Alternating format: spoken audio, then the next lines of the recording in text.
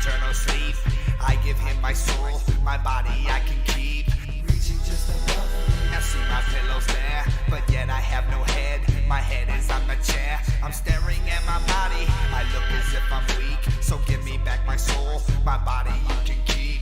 Sitting on the lawn, it's just before dawn. I listen to the screaming, another life is gone. I'm playing with the children, children of the pit. My mother says they're evil, my daddy gives a shit. Their skin is ever pale, they're asking me to follow. I shall, they dress me as a clown, I'm screaming as a loon. We dance about the cemetery underneath the moon. Here I come, I'm a night walker, I'm staring at you sleeping through your window like a stalker. I'm tapping on the glass, I lick it with my tongue. I notice that the house is vacant, I'm staring at no one. I must have fell asleep. I woke up on the floor, underneath the carpet, underneath the boards. I'm gagged with a dead rat, I lay for many weeks. The rat comes back to life and is chewing through my cheeks. Mental my brain is gone, my mind is gone, insane, I'm gone, my time is gone. My brain is gone, my mind is gone, insane, I'm gone, my time is gone. My brain is gone, my mind is gone, insane, I'm gone, my time is gone. My brain is gone, my mind is gone, insane, I'm gone, my time is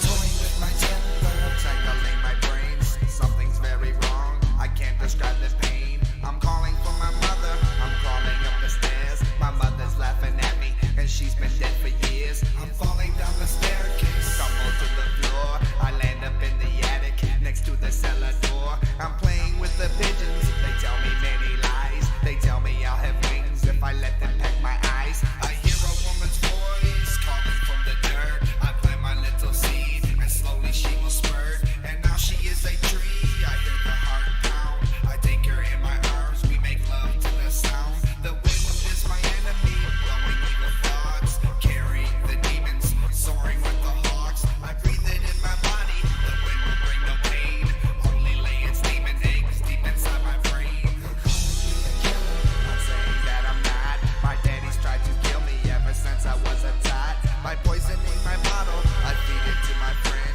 cause if he dies my buddy, our friendship will never end. I'm sitting in the darkness, talking to the dark, it's singing lullabies and stringing on the harp. I noticed that the floor is warm and kind of sick, it's cause I'm sitting in my stomach. Mental work.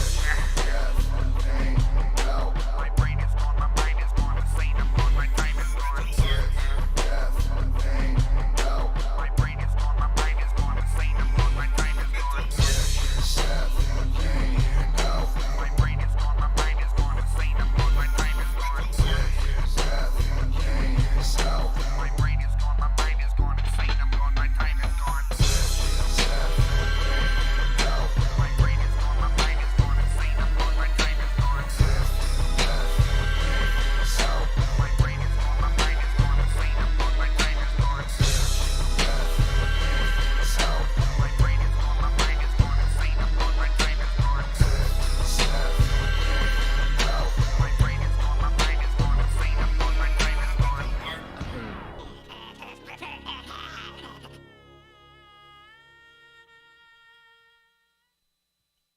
Revenge.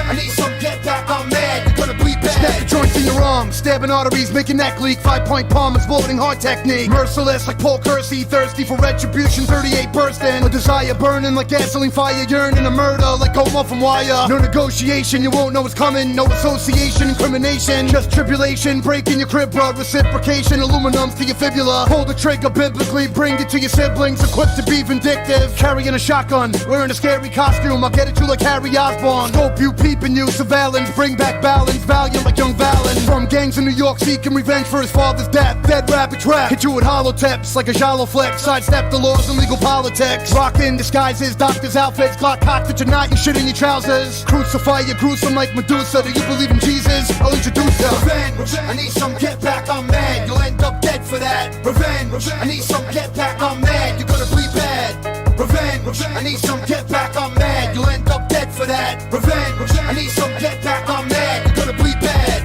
Hit him hard, hit him fast like Chopper said. Pop you in the head, drop you, then bop ahead. Walk away camouflage by the night like I'm a god. Snipe you with your entourage. The mission is to be in a position to strike, cold, calculated, and efficient. Carefully, meticulous, financially you wish. You never crossed me to begin with, bitch. You better jet, you're facing a real predator with a Beretta, with a vendetta like Perret. Never forget, like an elephant, dwell upon the fact you got your melon split. Some Machiavelli shit, I relish it. You're disabled and delicate, unable to flip. Crush you completely, you can't beat me. Rush you, treat you worse than feces. Revenge, I need some get back, I'm mad. You'll end up dead for that. Revenge, I need some get back, I'm mad. You're gonna bleed bad. Revenge, I need some get back, I'm mad. You'll end up dead for that. Revenge, I need some get back, I'm mad. You're gonna bleed bad.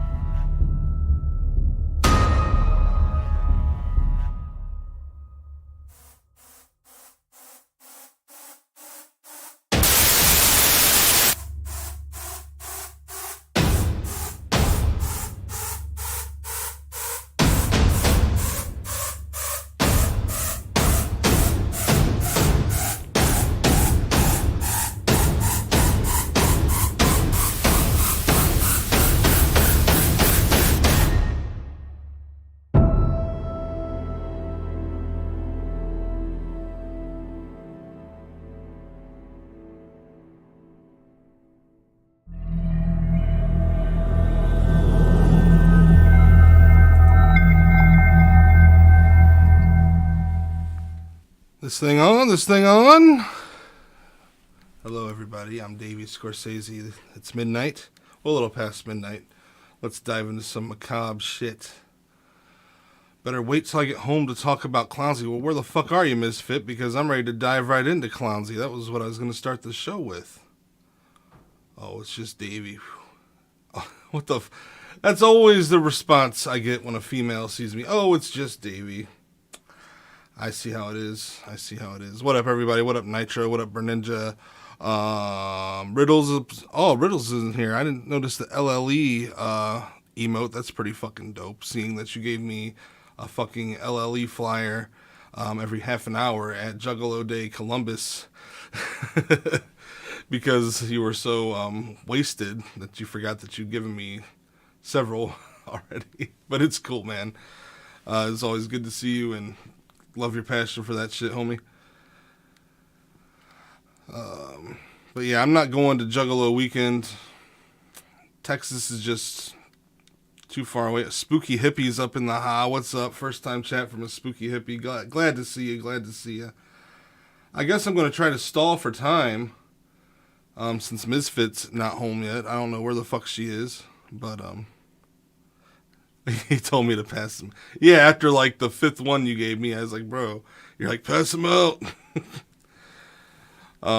These quacks won't give me antibiotics, only giving me a breathing treatment, then I'll be home. All right, how can I stall time while I'm waiting for Misfit to get home? Because the first thing I have to reveal to you is something fairly new. It involves our community, our Juggalo community. We might have an imposter in the midst. someone who's may or may not be a mindless artificial intelligence programmed to scam us all. And no, I'm not talking about Lithium Queen. I'm talking about, well, you'll see here in a minute. It's pretty interesting. Pretty interesting. Yes, shout out Misfit. She's going to be doing her Disney deep dive thing. She's going to be covering the Haunted Mansion, which happens to be my favorite ride at Disney World, because I ain't never been to Disneyland. I told Misfit, forget Biggie and Pac, that's the new East versus West beef, Disney World versus Disneyland, which I mean, Disneyland is like 5 times bigger than Disneyland or some shit like that, but hey, what do I know? You know, I never been to Disneyland, I ain't gonna talk shit. It is the OG, triple OG.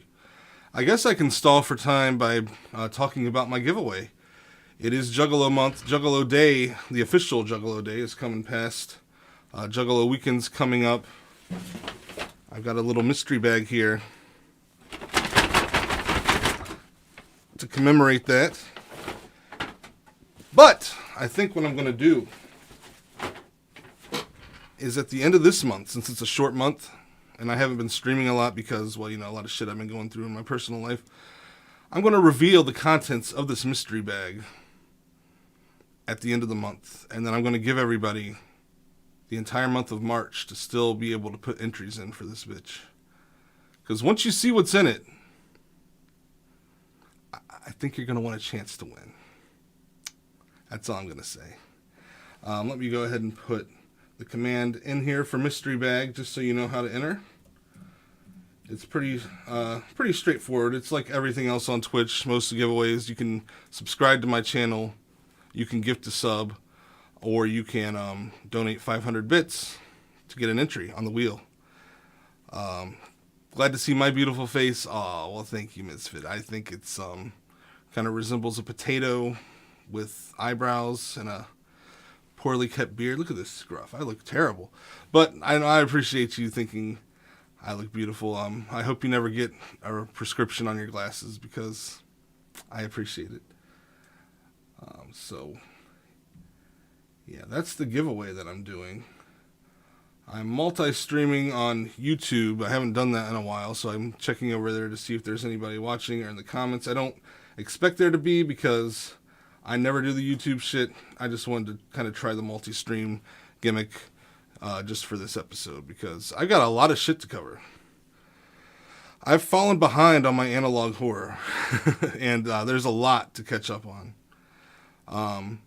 I'm skipping Nexpo's video. I know that's a shock. People who follow the Midnight Macabre know that I follow Nexpo and cover everything he puts out, but this latest one he put out was a dud. I think he got trolled. It was an internet mystery about a domain called paranoia.com, and he got had. It turned out it just got bought out by Disney for some show that they're coming up with. So it was anticlimactic. I'm not going to waste everyone's time with it. And what up, Mr. Fish? Do you like fish sticks? I like fish sticks. Oh, maybe I shouldn't reveal that too loud. Oh, well. But, I have Rapid Eyes to catch up on. I have the Walton Files to catch up on. I have Greylock to catch up on. I have fucking Nick Crowley just released a new video today, so I'm going to cover that as well. So there's like 4 videos I'm going to cover tonight. Just like I'm going to cover some Mr. Fish Sticks and a lot of tartar sauce before I just slurp it all right off. Oh, God, what the hell's wrong with me? Oh, I hope Sailor V is not in here to clip that. I think we're good. So I'm just going to keep stalling for time while I wait for Misfit, I guess, because I really want to start off with this this interesting person who's joined the Juggalo community recently. Just freshly made a Facebook page, and let me tell you, something is off about this girl.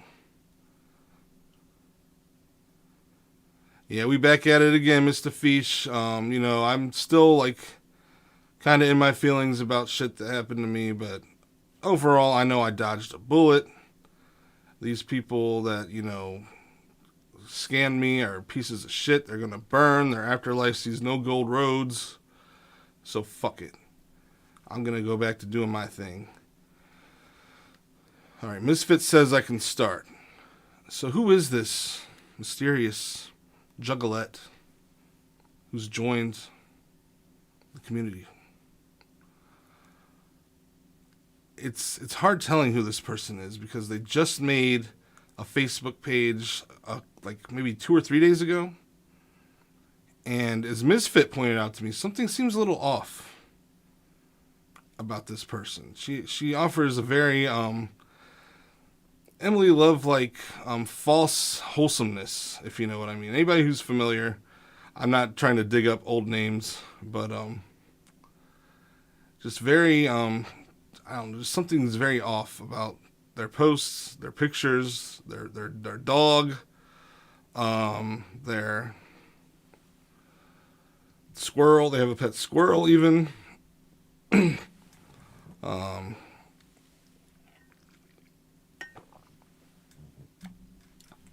I can't really tell you much about her. I just have to show you. And we're about 15 minutes in. I've stalled enough. Some names should just never see the light of day. That's true, Mr. Fish. But you'll see what I mean once I show you this girl, this juggalette, allegedly, and her posts. And we'll just get into it now. Are you ready, Misfit? Is it cool if I start? If not, I'll stall a little bit longer. Just let me know. You're ready. All right. Brace yourselves, folks, because this person is something else.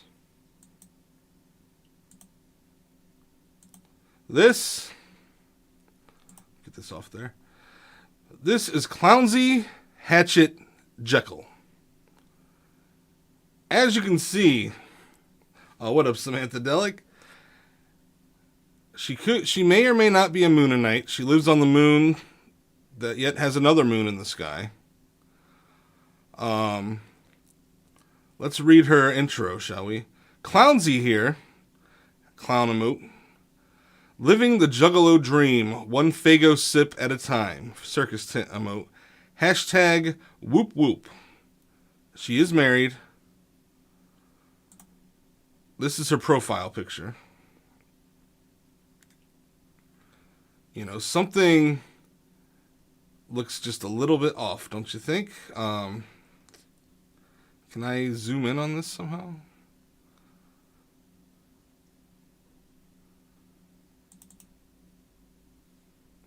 I guess not. But, that doesn't look like an actual picture, I'd say.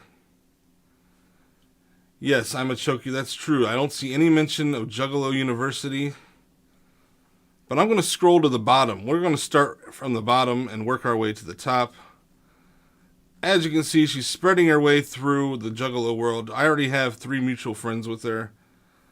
I hope I'm not doxing anybody.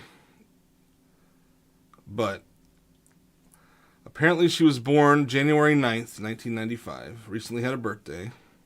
She got married January 1st, 2008. If somebody wants to do the math on me on how old she was when she got married,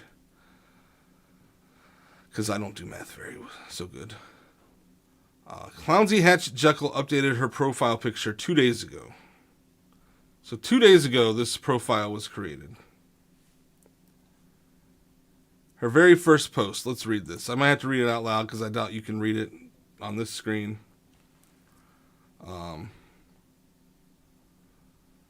But it says, "Hey, new friends," with like an excessive amount of emojis, I might add. "Hey, new friends. My name is Clownsy, and I'm super pumped to meet y'all here on Facebook." Three exclamation marks. Come on. I gotta tell you, I'm a huge fan of the Insane Clown Posse. They're like the best thing ever. Music is my life, man. And guess what? My dog Ralph, he's a juggalo too. We have a dog emote and a black heart emote here. Can you believe it? He's got this vibe always jamming with me to ICP. We're a pretty cool duo if I say so myself. You'll love to see it. Oh, and gotta mention, my favorite Faygo? It's Red Pop, hands down. That stuff is the bomb. Can't get enough of it. So yeah, that's a bit about me. I'm just here to have a good time and connect with peeps who get it. If you're into it, hit that like button. Let's make some noise together. Likes, likes, likes. And more emojis. Let's show Facebook how we do it, Juggalo style. Much clown love to all y'all. Joker card emote, generic Joker card and a red heart. Clownsy and Ralph too. Yeah, so she was married at 13, so come on. Now, let's check the comments, because obviously people are a little sketchy. The first comment says, whoop whoop fam. She responds, whoop whoop, Chris. I'm just going to say first names. Hopefully that's not any doxing here. I know you can probably see it on the screen, but hey. Facebook is a public page. You can see all this publicly on Facebook, so if you feel like you're getting doxed, don't make your shit public. Whoop whoop, Chris. Thanks for the love, fam. Ralph and I are sending that juggalo spirit right back at ya. Hashtag juggalo family. And then Chris responds, I hope you will have a great day, whoop whoop, fam. Now here's the interesting one. This person says, how do you know the dog has a drug problem? And she responds, hey, Zachary, with a little weird happy face. Just to clear the air, Ralph is all about that healthy, happy lifestyle. No worries, he doesn't have a drug problem. It would never go down that path. He's just high on life, Faygo, and the love of the Juggalo family. Whoop whoop. Are you seeing something a little weird about this person yet? Like something just a little off about the way they interact with people? Another comment. Another whoop whoop. Whoop whoop, Alex. Always great to see another fam around here. Ralph, the squirrel homie, and I are sending that Juggalo love right back at you. Hashtag Juggalo family. So, like something. I'll admit I've met juggalettes who have less personality and less authentic personality than this clownsy person. But holy shit. Somebody straight up asks, are you AI generated account Clownsy? And if so, can I utilize you to do my bidding for my official top secret clown business? Which obviously is like a little nod to the Devil's Rejects there. She responds, haha, Dylan, just a real life juggalo here with my buddy Ralph. No AI wizardry involved. As tempting as top secret clown business sounds, we're just here for the Faygo and the beats. Whoop whoop, Circus Tenemu. So that's Clownsy's introduction post, right? Little weird, gotta say, a little weird. Yeah, how do you do, fellow juggalos? Clownsy then goes on to post the video for Homies. It is the uncensored version, I will give her that. From the Wraith Shangri-La. And then we got another update from Clownsy. Let's see what she has to say here. Hey there, awesome people. Clownsy here, bringing that unmatchable energy and vibes to your feed once again. Today I want to share something totally out there. Something that's as wild as a night at a carnival, but with a twist of craziness that only someone like me could think of. And then she has a clown tent and for some reason like a hurricane emote here. Like, that's a little weird. That's a little off. Like, kind of, almost, I could take it as a threat, wouldn't you think? So picture this. Sicily. No. Picture this. Me and all my juggalo glory getting so hyped up on that Faygo Red Pop, jamming out to the wicked beats of the Insane Clown Posse that I start thinking, what's the most out there thing I could do? And bam! Bam, she says. It hits me like a ton of bricks. What if I just went ahead and clawed my own eyes out? Can you even imagine just diving deep into that madness, riding that wave of pure, unadulterated frenzy? But hold up, don't freak out on me yet. It's all about that metaphorical leap into the unknown, embracing the chaos, and showing the world we're not afraid to face our fears. Dive into the depths and come out on the other side laughing and ready for more. It's the red pop. The red pop made her do it, yeah. I mean, Ralph looked at me like I lost my last marble. But hey, that's the vibe we're all about. Pushing the limits, exploring the edges, and always, always keeping that pep in our step, no matter how wild the ride gets. So what do you say, fam? Ready to join me on this wild ride, pushing boundaries and living life at full throttle? Let's keep those likes coming. Let's make some noise and show the world we're here to play the game by our own rules. Much clown love until the next wild adventure, Clownsy and the ever-loyal Ralph. Like, this sounds more like some shit you would see on the back of a bag of Rap Snacks. You know what I'm saying? Somebody's gotta save Ralph. Oh, you wait, spooky hippie. You wait till you see Ralph. You're gonna be very worried. Now, Clownsy happened to update her cover photo, which is also very interesting. Here we see, this is either an AI-generated Juggalette clown girl or straight up stolen from, like, the Gathering website or some shit like that. But she's on the moon. And there's people, I know it's hard to see on this screen, I'm imagining. But they're wearing, like, it looks like outfits from, like, the 1930s, 1940s, like fedoras, vests, suits, setting up the dreary tent on the surface of the moon. I think Misfit said this could be the chicken on a stick stand. But what's even weirder, she's on the surface of the moon, and yet another moon hangs above in the sky.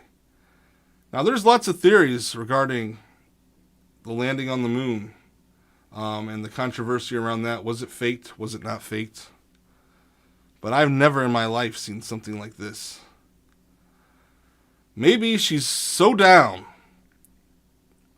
Chapter 17, the saying is, the moon will rise forever.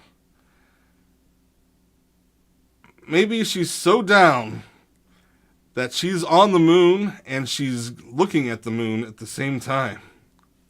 Honey, did you hide my moon boots? Yeah. Like, it's... what the fuck?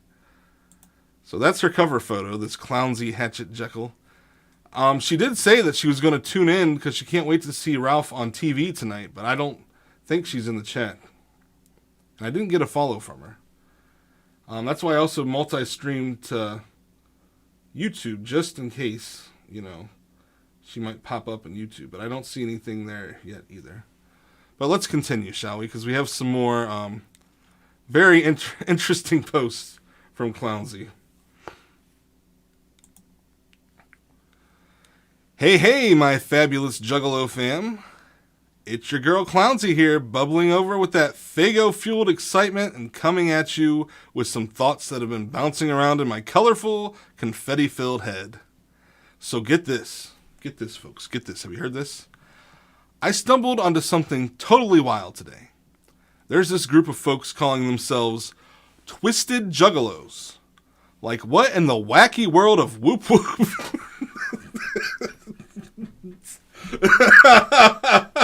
Sorry. Yeah, she actually said this.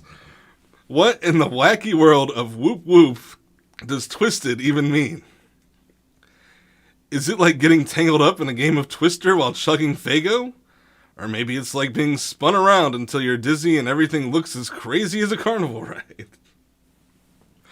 All I know is I'm going to keep cracking open that Faygo, blasting ICP's fire tunes, and letting Ralph help me paint my face with those dope clown vibes. He's surprisingly good with a makeup brush, LOL. Yeah, she writes LOL random like MySpace. Exactly. Yeah, imagine being so irrelevant the AI doesn't even recognize.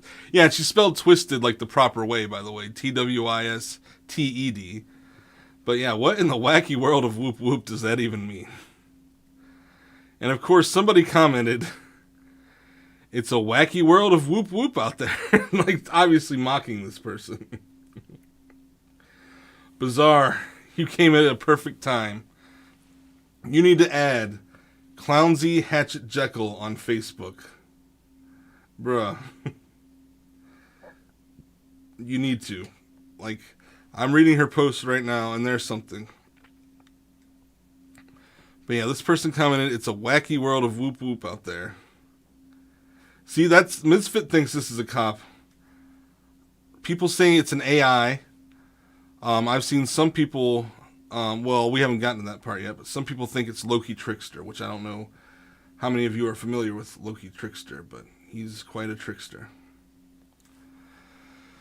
But yeah, it's a wacky world of whoop whoop out there, and she responds, absolutely, Ryan. It's a wild, wacky world, and we're just living in it with our whoop whoops cranked to the max.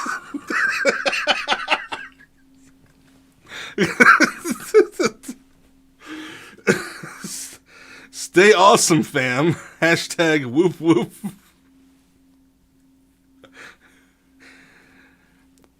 Like, I might get that tattooed on me. Whoop whoop crank to the max.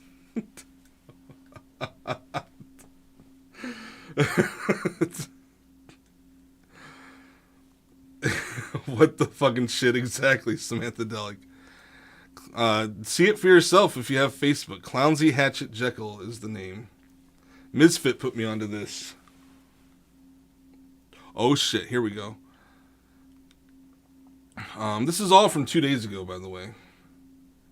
The whoop whoops are at maximum capacity, especially with Clownsy Hatchet Jekyll. Hey, Juggalo fam, guess what? Your girl Clownsy stumbled upon Mad Max's tunes because of a shout out in a Facebook post. And let me tell you, let me talk to you. Yeah, it's been a game changer. His tracks are straight fire. Got him on repeat because this Juggalo supports her own. And Ralph, oh, he's all in, wagging his tail to the beats like there's no tomorrow. We're vibing hard, sending big love to Mad Max, and keeping that Juggalo unity strong. Whoop whoop, hashtag Juggalo family, hashtag Mad Max on repeat. Oh, wait till you see Ralph. Now, there's some comments here. Someone straight up asked, are you a cop? So I'm going to shut your theories down right now, Bizarre and Misfit. Are you a cop? And she responds, no way, just a Fago-loving Juggalo here with my sidekick Ralph. So there you go. Confirmed, not a cop. You cynical sons of bitches. And someone says, even if it is a cop, Mad Max is fire. Clownsy responds, totally agree. Mad Max is straight fire. Ralph and I can't get enough of those beats. Hashtag Mad Max Magic. Now she's coming after my homie Magic Mod and stealing her nickname. Exactly. If you ask someone if they're a cop, they have to say if they're a cop. Nitro. So there you go. And then, like, she schools this fool right here, okay? They said, name 10 songs. And what did she do right off the bat? Juggalo Dick, Fuck Life, BDSM, Lovecraftian, Bad Little Goth Bitch, Real Sick Hop, The Horrors of Reality, Raccoon City, Class Time Horror, and Heartless. Named 10 of them right off the bat. And then this person says, took you too long, definitely a cop, because we know how cynical people are. Then they responded, took you too long, a listen is a listen though, which Clownsy replied, sorry for the wait, been hanging out with Ralph and our new squirrel homie, getting lost in some ICP tracks. Definitely more Juggalo shenanigans than cop business over here. I mean, how can you argue with that logic? Come on. Mr. Twister, what is this? This is a new juggalo that's hit the scene on Facebook named Clownsy Hatchet Jekyll. People are speculating it's a cop. People are speculating it's an AI. All I know is she loves her dog Ralph, and she has a squirrel friend, and she really loves Red Pop and the beats of the Insane Clown Posse. Because it's a whoop whoop world out there. A wacky world of whoop whoop, in fact. And I'm just going over her posts. Now here we go. This gave me nightmares last night when I saw it. I'm going to scroll up slowly to reveal. Are you ready? Good morning, world. Clownsy here, kicking off the day with that unstoppable juggalo energy. Today's mission, a grand adventure to stock up on the nectar of the gods. You guessed it, Faygo. Gonna hunt down every flavor I can get my hands on. It's a Faygo rainbow kind of day. Why has ICP never made a song called Faygo Rainbow? First of all. Alright, and speaking of wild nights, check out this pic of Ralph I snapped last night. Found him strutting down the hallway, living his best juggalo life at 3 a.m., getting down like only a true Faygo-loving doggo can. This pup's got moves and spirit that just don't quit. Stay tuned for the Faygo Hall, fam. Who knows? Maybe Ralph and I will find a new favorite. Oh, shit, calling out Mr. Twister, saying if you like Red Pop, you're either a cop or retarded. Well, maybe she's proving she's been down since and finding a new favorite flavor. Hashtag Faygo Adventure, hashtag Juggalo Life, hashtag Ralph the Juggalo Pup. I want everybody and everything they post, like for the next 24 hours, to add hashtag Ralph the Juggalo Pup to their posts. And if you look at Ralph, you'll notice that he has both dog ears and human ears. Maybe he grew those human ears to listen to those sweet beats of the Insane Clown Posse, you know. Painted up, pretty fucking wicked style. I'd say at this point Ralph is more juggalo than Clownsy is, for sure. Now, this is where I got involved. And I said, Ralph is an inspiration. I hope you don't mind me discussing him and you on my Juggalo variety show tonight. Which she responded, totally stoked, Davey. The idea of Ralph and me being discussed on your Juggalo variety show tonight has us over the moon. Keep that in mind, over the moon. Thanks for including us. Can't wait to tune in. Hashtag excited for the show.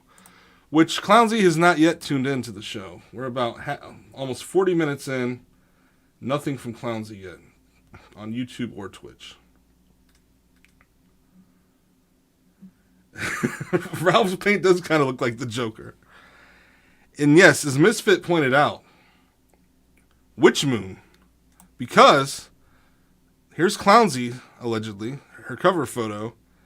She's on the moon with another moon above the moon. So she's over one of these moons that I'm discussing her and her dog on this show tonight. But there's more. It gets way more fucked up from here, folks. Strap yourselves in, because she followed that up by posting Boogie Woogie Woo from the Great Malenko album. A very obscure, rare track from ICP that only the downest of the down would know. Boogie Woogie Woo, not a lot of people, unless you're very familiar with ICP, you wouldn't know this song. Yeah, even Mr. Twister hasn't heard of Boogie Woogie Woo. So, I mean, people are questioning if this is a real person, if this is a cop, if this is an AI. But come on. Like, this is, you've got to be a hardcore jug to know Boogie Woogie Woo. Or this entire Great Malenko album, really. One of their more, very underground albums. Now here's where it gets interesting. February 20th, 2 days ago, a life event happened. They found their squirrel homie, Grizzly Hamlet. Now, if you'll notice, this hallway is a little different from the one that Ralph was in. Very much like something I would watch on my on my streams. Something from an analog horror series. But yeah, yes, Grizzly Hamlet is not the newest signee on Magic Ninja Entertainment. This is this is Grizzly Hamlet, the squirrel. Mr. Twister, I don't know if this is an ARG. I don't know what this is at this point. This is Clownsy Hatchet Jekyll. Now, yesterday, we got another update from Clownsy because, you know, what the fuck is this squirrel? Right? Well, hey fam. Clownsy here with a little update from today's adventure. So, me and my trusty sidekick Ralph set on what we thought would be a glorious quest for the sacred Faygo. We were dreaming of stocking up on all the flavors, especially that divine red pop. But, plot twist, when we got to the store, can you believe it? Not a single Faygo in sight. Not even a red pop. It was like stepping into an alternate universe where Faygo never existed. Ralph and I were bummed out, not gonna lie. However, the universe had a different plan for us. On our way back, we spotted a little squirrel just as surprised to see us as we were to see it. And guess what? In a moment of pure spontaneity and maybe a bit of that juggalo magic, the little critter decided to join our journey and hopped right into my bag. Would it shock you if this is a real person? No, it wouldn't shock me at all. Now we've got a new friend, and I've got this funny feeling that we might have just found the first squirrel juggalo. Ralph seems to agree, and we're all about welcoming this little guy into the fam. We're going to see if he vibes with ICP just as much as we do. Who knows? Maybe he's been a secret fan all along, waiting for his moment to shine with some Faygo-loving folks like us. So, even though we missed out on the Faygo run, the universe had something else in store. A new friend, and possibly a new juggalo in the making. Everything happens for a reason, right? Whoop whoop. Hashtag juggalo family. Hashtag squirrel adventures. And here's where someone says, crazy, red pop is my favorite flavor, and possibly if it's sold out, I got it. Sorry. To which Clownsy responds, no worries, Kendall. That red pop is a hot commodity for a reason. Enjoy it. Ralph and I will just keep our eyes peeled for the next batch. Whoop whoop, hashtag Faygo hunt. And then this person asks, this is low-key, isn't it? Because people have speculated this is low-key trickster. Not sure what a low-key is, Charles, but me and Ralph, we're just out here being our authentic selves, living that juggalo life to the fullest. So you really can't question the authenticity of this person. Clearly, they're real. These lunatics pretending red pop isn't cherry battery acid. Yeah, even Flip the Rat's cousin. That could be Flip the Rat's cousin.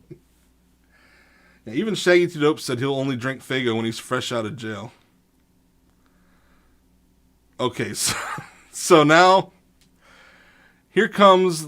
I'm going to try to get through this without losing my shit. Because this story is the most wild story I've seen. And this was 13 hours ago. 13 hours ago, I think the apocalypse, like the events that will lead to the apocalypse have started. Because, check this out.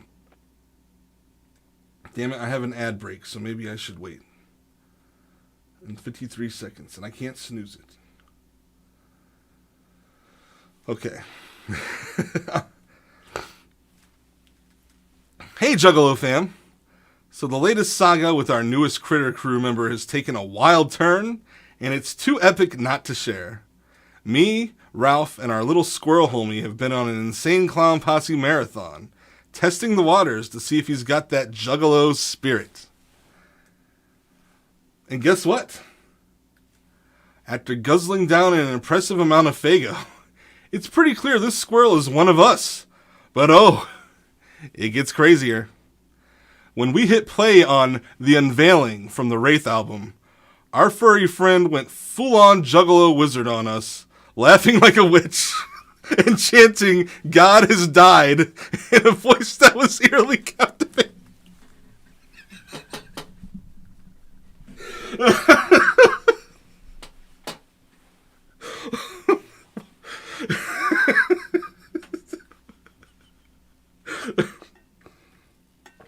Now, I've heard some theories. I've heard some theories on The Unveiling from the Wraith. But not once have I heard that song and thought to myself, God has died.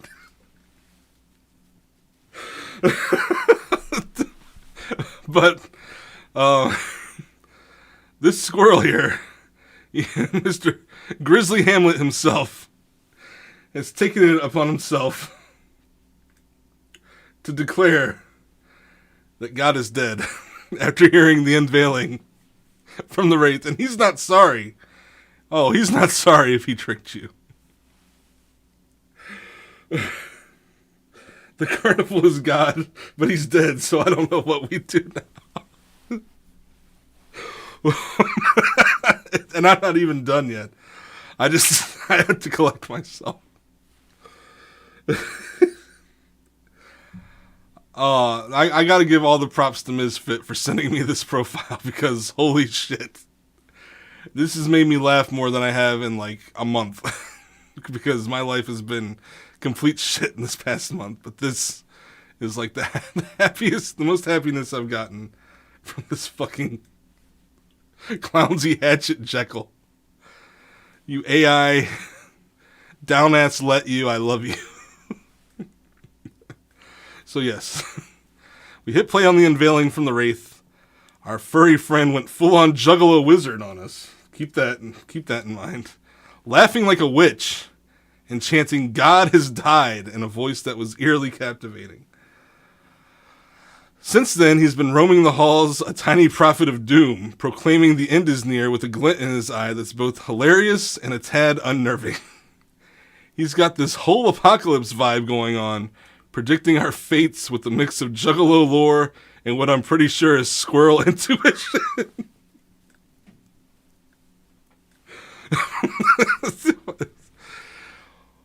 It's like living with a furry, four-legged Nostradamus who's got a taste for Faygo and ICP beats.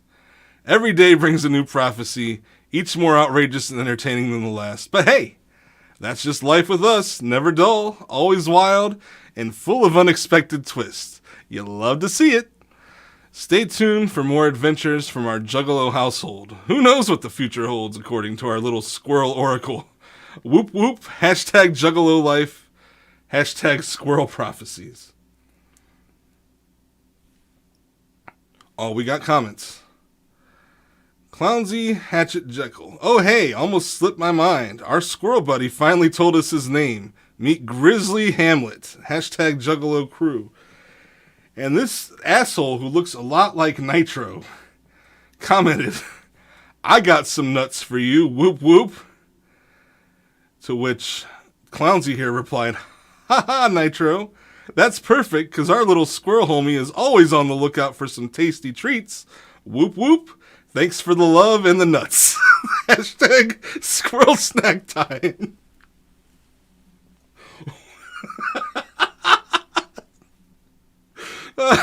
Thanks for the love and the nuts.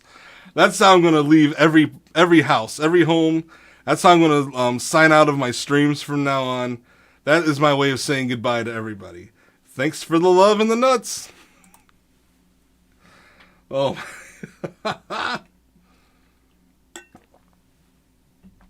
Oh, so let's go on.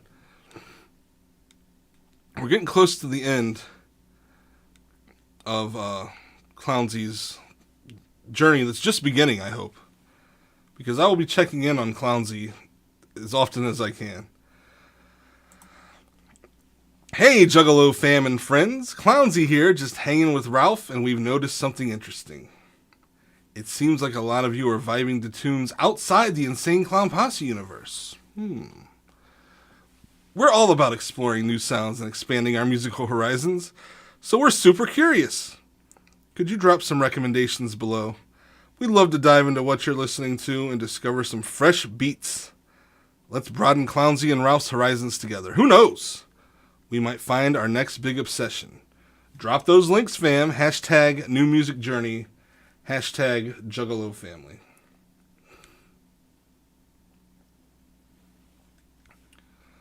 We got some recommendations. One from Nitro. Somebody plugging their own Juggalo group. I'm sure people are dying to hear that. Just a lot of recommendations for music, but no response from Clownsy herself just yet.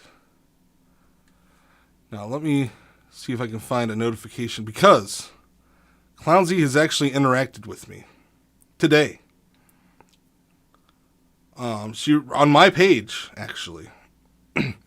Because in case you haven't noticed, I stole that picture of Ralph to promote my stream tonight.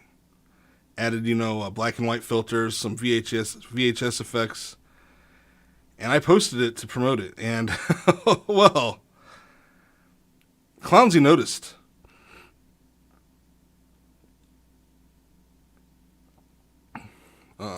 Yes, here it is. So I posted this 14 hours ago to promote tonight's stream. Straight up jacked the picture of Ralph. I'm not going to lie. I thought it was fucking creepy and terrifying. She commented. She said, OMG, just saw Ralph's pic is going to be on TV. Ralph is going to be through the roof excited when he sees this. Superstar status, here we come. Hashtag starstruck. Even to these AIs, I am the most jugga-famous person on the planet. I don't know how it works. I don't know why people think that. But I told her Ralph is such an inspiration to many, which Ms. Fit laughed at. But yeah, this Clownsy Hatchet Jekyll, I spent nearly an hour talking about her. Yep, her dog's going to be on the TV. So if you see this beautiful woman at the gathering, make sure you give her, just welcome her into our wonderful world of Whoop Whoop. And tell her thanks for the love and the nuts. So Clownsy, if you're watching, welcome to the big time. I'm glad you made it to TV. I'm glad Ralph made it to TV. Hell, I'm glad your squirrel friend made it to TV. I always forget his name. Hold on, I want to be respectful. Grizzy Hamlet. Yes, Grizzy Hamlet. Welcome to the big time, buddy. You don't look fucking terrifying at all. Twitch.tv. Yeah, see Baba Boo Hooey? He knows what's up. So that's what I wanted to start with, is this Clownsy Hatchet Jekyll. Very interesting. Thank you for sharing that with me, Misfit. That made my day. Actually, last night, it made my night, and I've been laughing all day. I refuse to accept her friend request, but I'll be staying up to date with Clownsy, Ralph, and Grizzy. Grizzy definitely got into something. Definitely got into meth or something there. I mean, you can see it on the nails even. I'm waiting for a painted up squirrel. Now that Grizzy has declared that God has died and the end is near after listening to the unveiling. Oh, man. I mean, I don't know how it's going to get any more macabre than this. But I do have some analog horror I want to dive into. Because I'm way behind. I hope he's gentle when he eats my nuts. Yeah, I hope so too. So we're just gonna dive right into it. Like I said, I'm skipping Nexpo's video because it was just very anticlimactic and just fucking weird. Like, I think he got trolled, to be honest. But Nick Crowley released one, so luckily for Mr. Twister, we still get to hear someone talk about Something weird.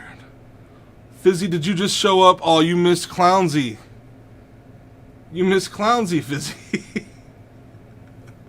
The most down-ass juggler I've ever heard.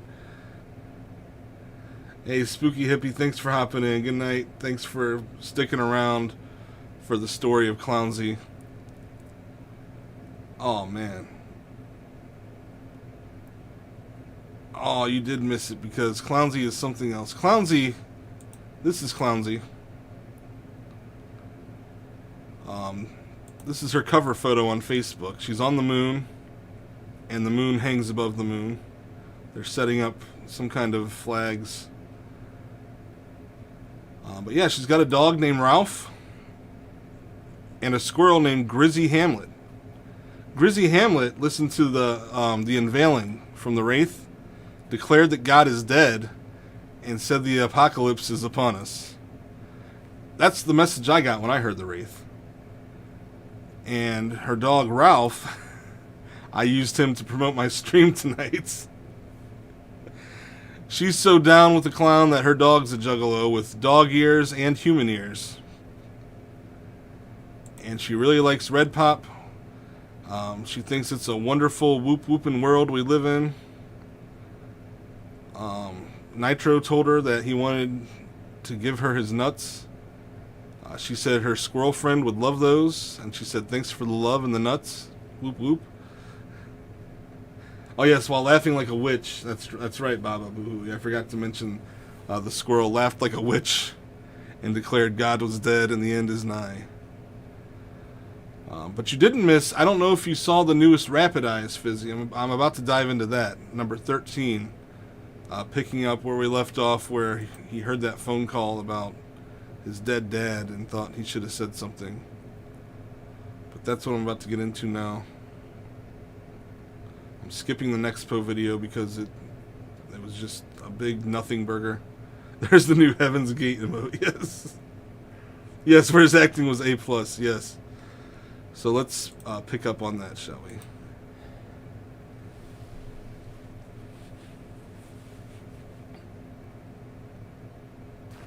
So he just got off the phone, cleared his throat, and he's going on like nothing happened.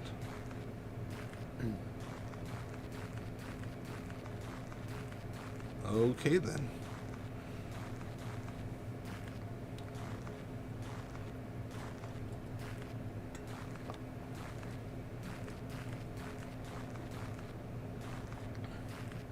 Got the same note.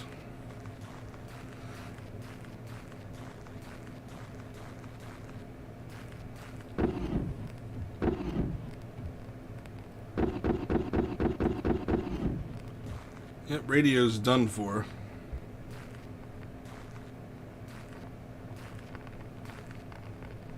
Rest in peace, radio.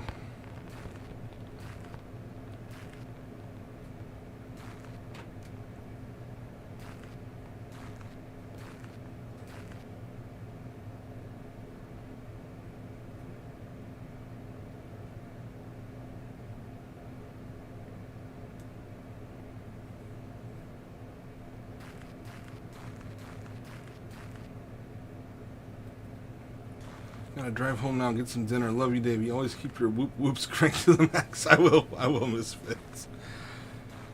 Yeah, Fizzy, I'll send you screenshots from that Clownsy profile. I think you'll find that very entertaining. Is that a knocking?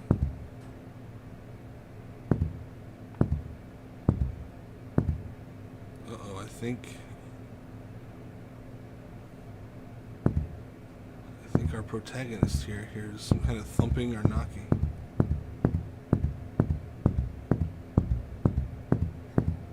Is it a monster? It's almost got like a beat to it. I talk a lot.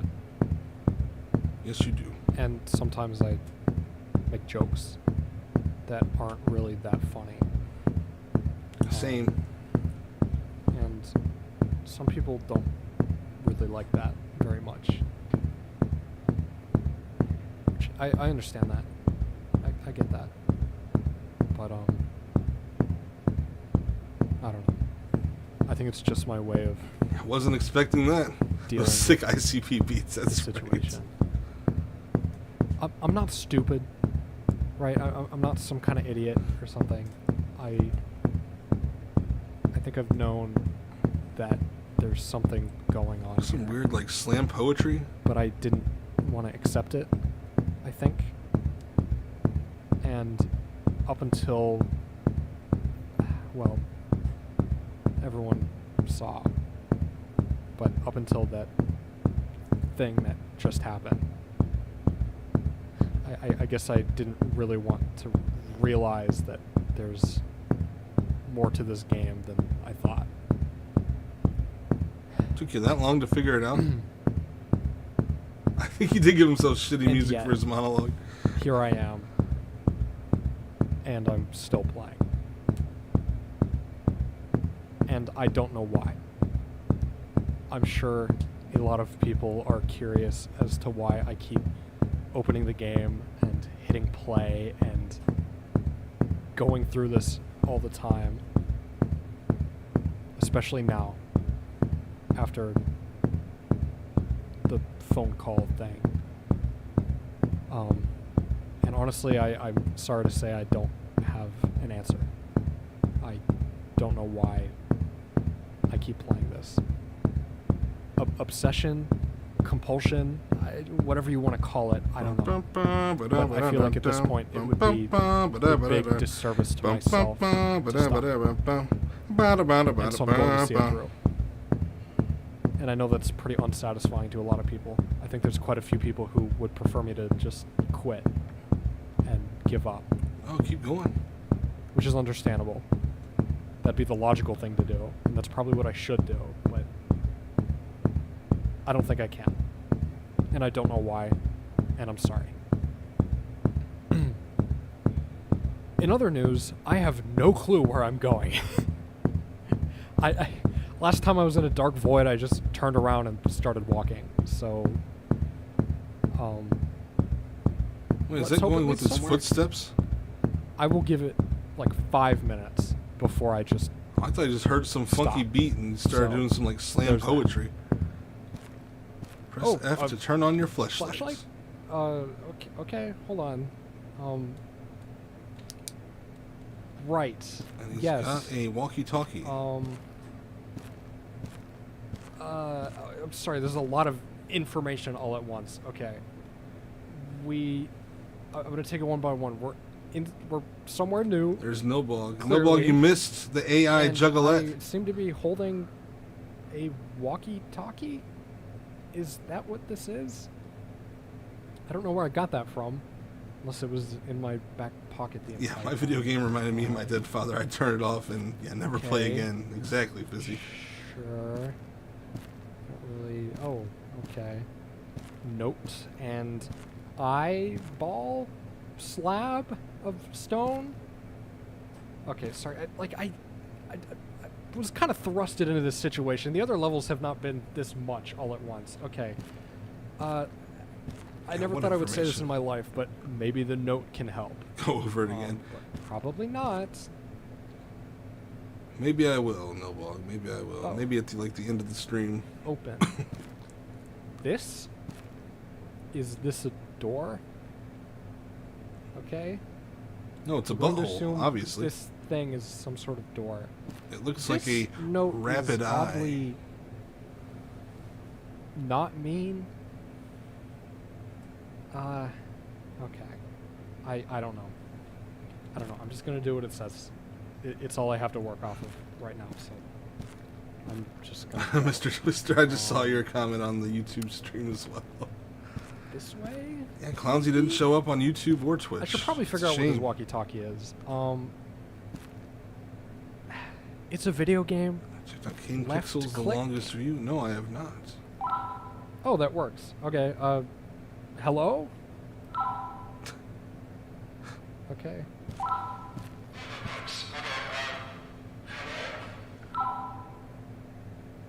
Did he just talk to him? Hello?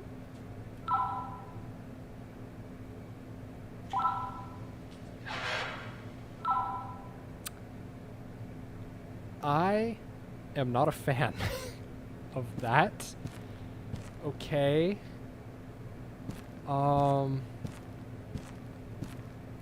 Very well made. Yeah, I'll check it out for Oh, sure. lever. Okay, yes.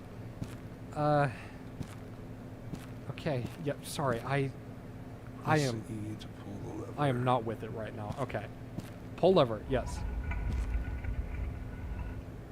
That is one of 3. Sorry. I feel the temptation to like. It's like a Tool music video. Is Exactly, everybody busy.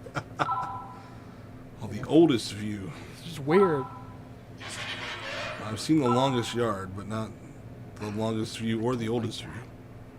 Okay. Whatever.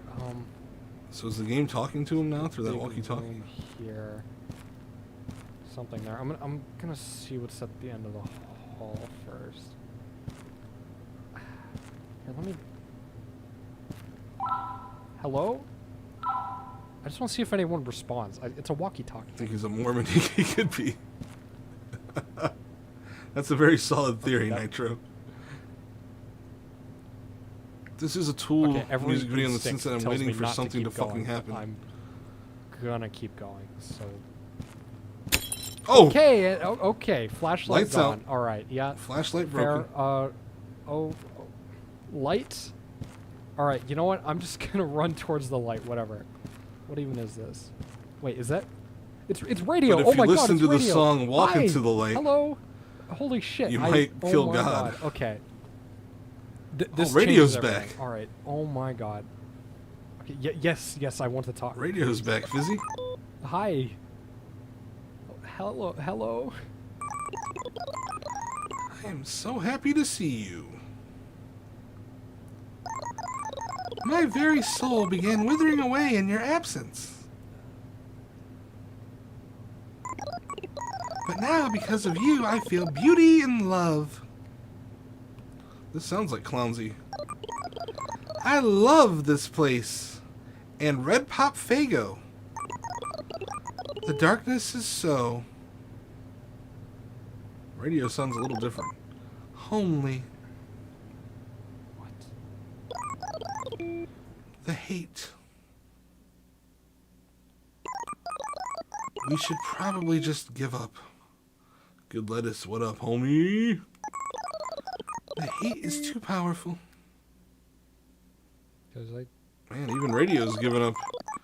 There's really no Not too sure point. about this. We should probably just give up. If we just stay here together, then the hate will have won the battle. Yes, I'm multi-streaming because I thought No. I was going to capture an AI, but they didn't show up. Yeah, this radio's really... Yeah, that's not. Uh-oh. That's. This isn't the That's radio not I how- know. And thank you for calling me handsome, by the way. Sorry. Davey scores. Oh, we got Rex Kwando following me. What's up? Good to have a pretty face following me. I gave it a shot.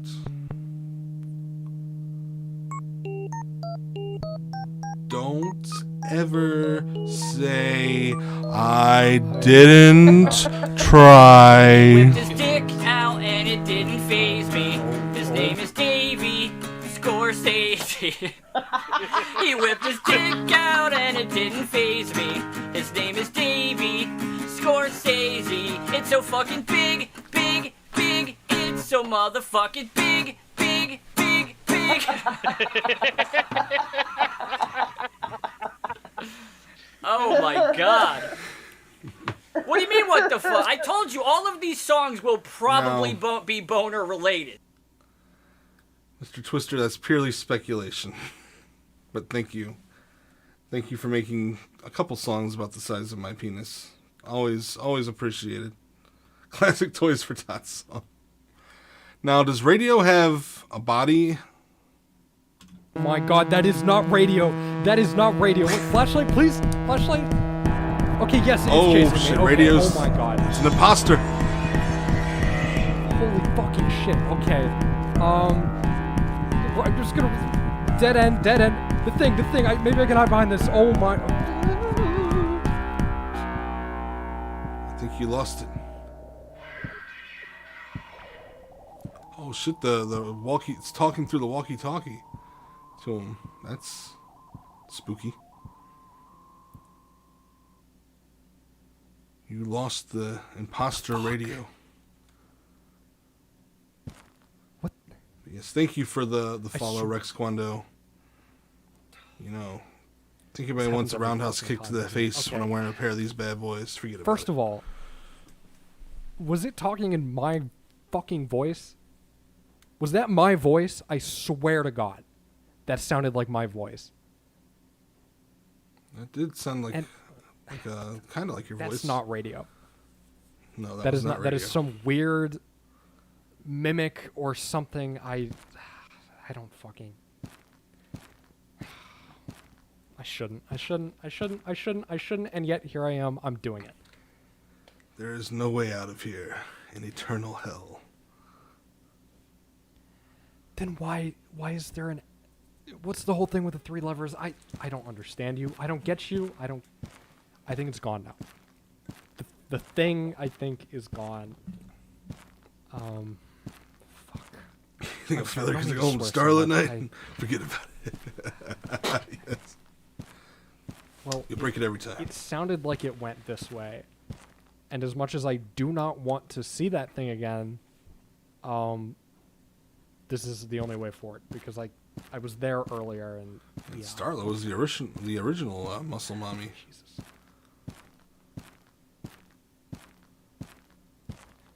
What if I talk into the walkie-talkie again?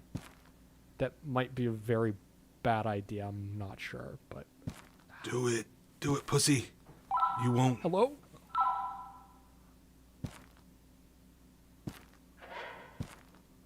Oh fuck! God damn it! I don't want to run. I don't know if we can hear. Could let us some good. Door. What is this? Oh. I went over an interesting new juggalette on the scene on Facebook that Misfit sent to me, and it's made my day. I might go over it again at the end because it's that fucking funny for anybody who missed it.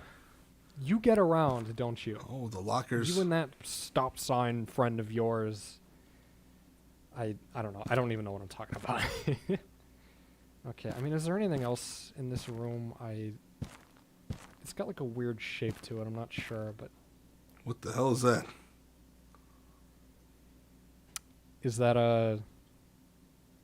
the game we're playing here? I think he was flirting with the walkie-talkie. The old you change when I look away thing? This juggalette, oh, she's the hottest Okay. thing I've ever seen. Okay, you shouldn't play Just that wait game till you with me, see her. though. And her dog is like the most adorable thing. Okay. Maybe I overestimated myself a little bit. Oh, it's the AI lit. Yes. Yeah, you saw Ralph. I posted Yes, Ralph okay, earlier. sure. Okay. What even is this? What? Placeholder? Oh, it's a... Okay, it is a pyramid. She that said she says was going to watch my placeholder. stream Alright. tonight, but she never showed up. Cool.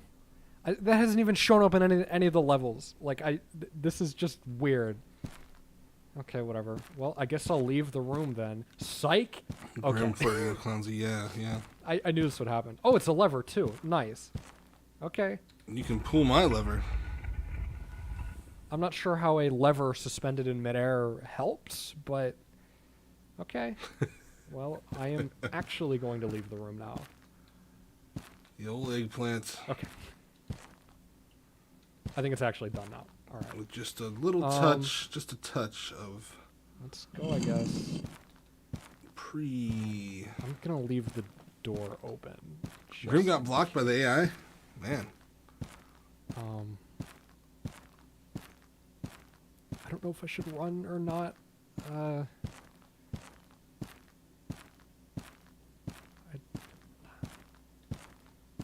I feel like it could be around any corner. I don't know. This thing is obviously in a chasing mood. I guess if it has moods, I'm not sure what it is. Also, it's a video game. I don't think any of these things are alive. But honestly, at this point, I'm beginning to doubt even that. So I feel like I should just get rid of any thoughts I have about this kind of stuff because I don't. Oh, that is. Oh shit! Is it that? Yes, it is. Okay, I don't know why I waited. I don't know why I waited to see what it was. Oh shit! You're gonna get That's got. So? Okay. Shift key, please. Run, please. Work. Yes, thank you. Oh my god, my keyboard is fucking broken. I don't know. The door. Yes, door, please. Close. Yeah, the music. You know when that music comes on, that you're fucked.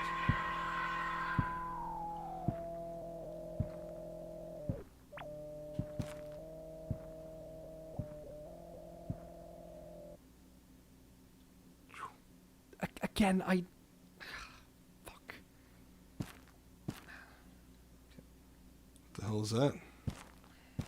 The stop sign. The dreaded stop sign. Man, Luigi got some cakes. Rex Kwando. And I'm gonna finish this fucking game. I don't even care. I'm running. I don't care. I don't even care. Oh, he's facing his Maybe I fears. should care a little bit. Okay, I'm gonna stop running. I knew you'd pussy out. I don't know what happens if it catches me, right? I don't know what happens then, right? But whatever. I like how he's treating this game like it's like a real life thing. Like he'll actually die in the real world. Hold on. If this thing catches him. Are you there, super scary monster guy? I think your theory's right, Nitro. This guy's got to be a Mormon.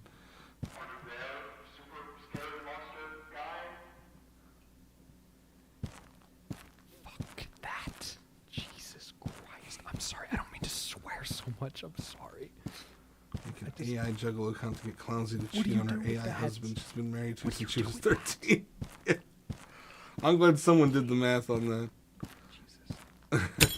No, fuck. The flashlight's fuck gone that, again. Fuck that. Wait. Okay, hold on. Button, please. Flashlight, please. Come back. Oh. Okay. I'm fine. I was just in there, I think. I don't know.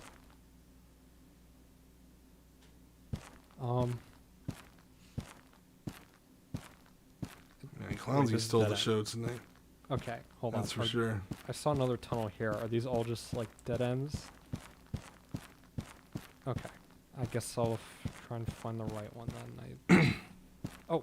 Another note. Okay, maybe this is the right It's gonna one. tell you to go fuck yourself. Or not. Why do you still keep trying? There's no point, no objective. Just give up already. Everybody wants you to. Well, it's like a game, like these notes are like from my mind to myself. I feel like I'm just desensitized. I feel like I'm just getting used to it. Right. Desensitized. And why would you say that when you put a fucking door and levers? I don't understand. Like, you've given me a lot of mixed messages. Note writer person. Maybe Clownsy programmed this game. Yeah, I did that one already. We'll try this one, I guess. Oh. It's a lever. Okay, hold on. I'm gonna, for the first time in my life, I'm gonna try to use common sense. In your life, huh? After I pull this lever, the guy's gonna come after me again. So I'm gonna look here, and I'll like check this one out. This guy really does remind me of Justin from Shaggy Show. Those two are dead ends. By Hold up. proxy, this has to be the right way, right? I'm learning. Okay, I am capable of that. I apologize for not having done it up until now. Okay, I am going to pull the lever then, and I am fully expecting him to come after me.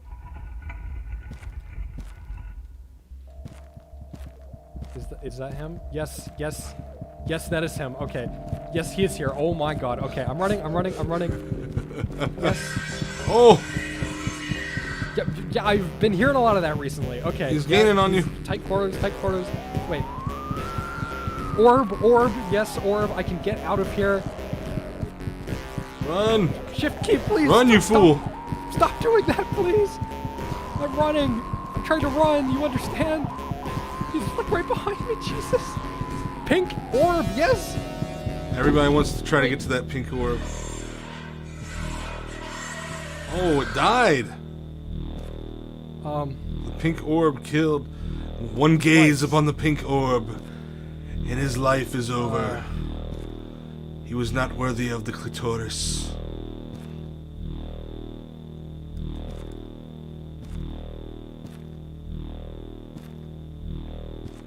Talk to radio. Her light. It weakens me. I am just a false copy. But you come to speak to me? As I lay upon the ground.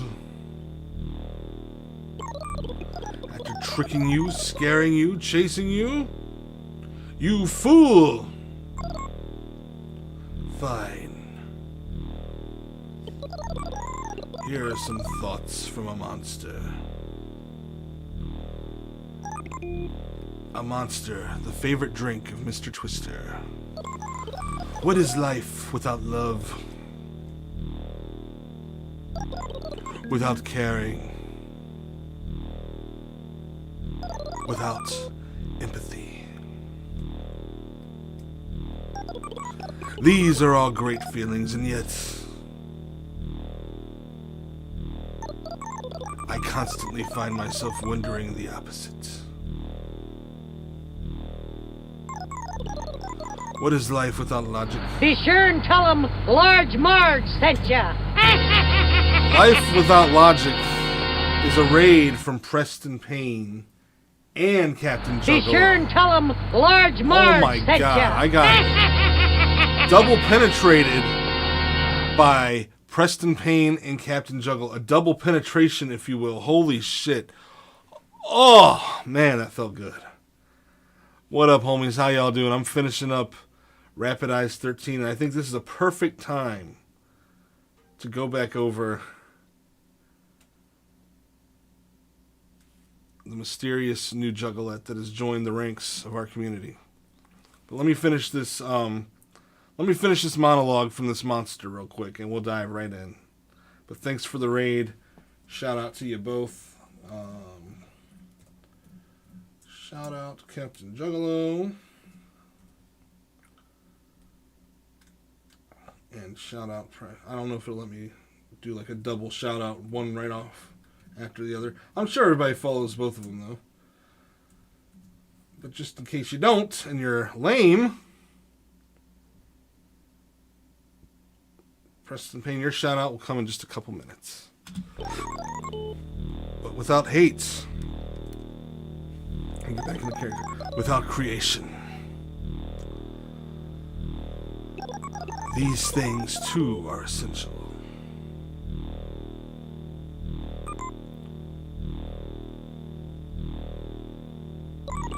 You and I are the only ones in this place who can understand.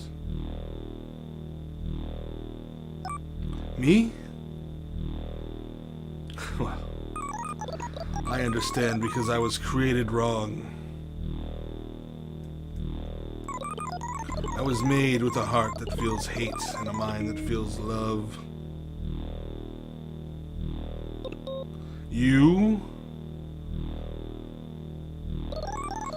are human. You understand these emotions, feelings, and actions intrinsically. You are unlike the things that exist in this world.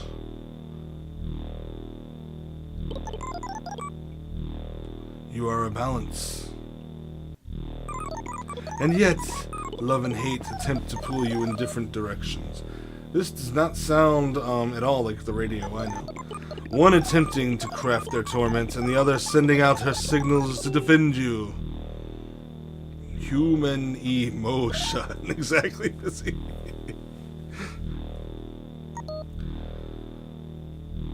What a monologue. I do not mean to say that love is bad. But as a human, you cannot deny the truth that the love does not work without hate. This sounds like my angsty writings in my journal when I was like 16. Behind every hateful action, there should be love to empathize with those you oppose. Behind every love, there should be hate to defend the ones you care about. Join me, and we shall rule the galaxy together. And yet raw hate and raw love cannot understand this.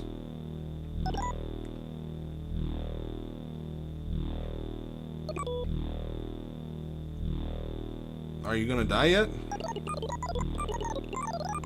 I apologize for chasing you. It was in my nature to do so. Another game that was made to purely show off some guy's shitty poetry. To repent, I lend you advice. The hate. They will make you tear out your own heart and cast it into an entropic state. But perhaps they are not as powerful as you might think they are. God, this guy doesn't shut the fuck up. Imperfections and Isham the Unholy's design. Ooh-wee. I must warn you, however. If you make the wrong choices, you'll never wake up from this nightmare.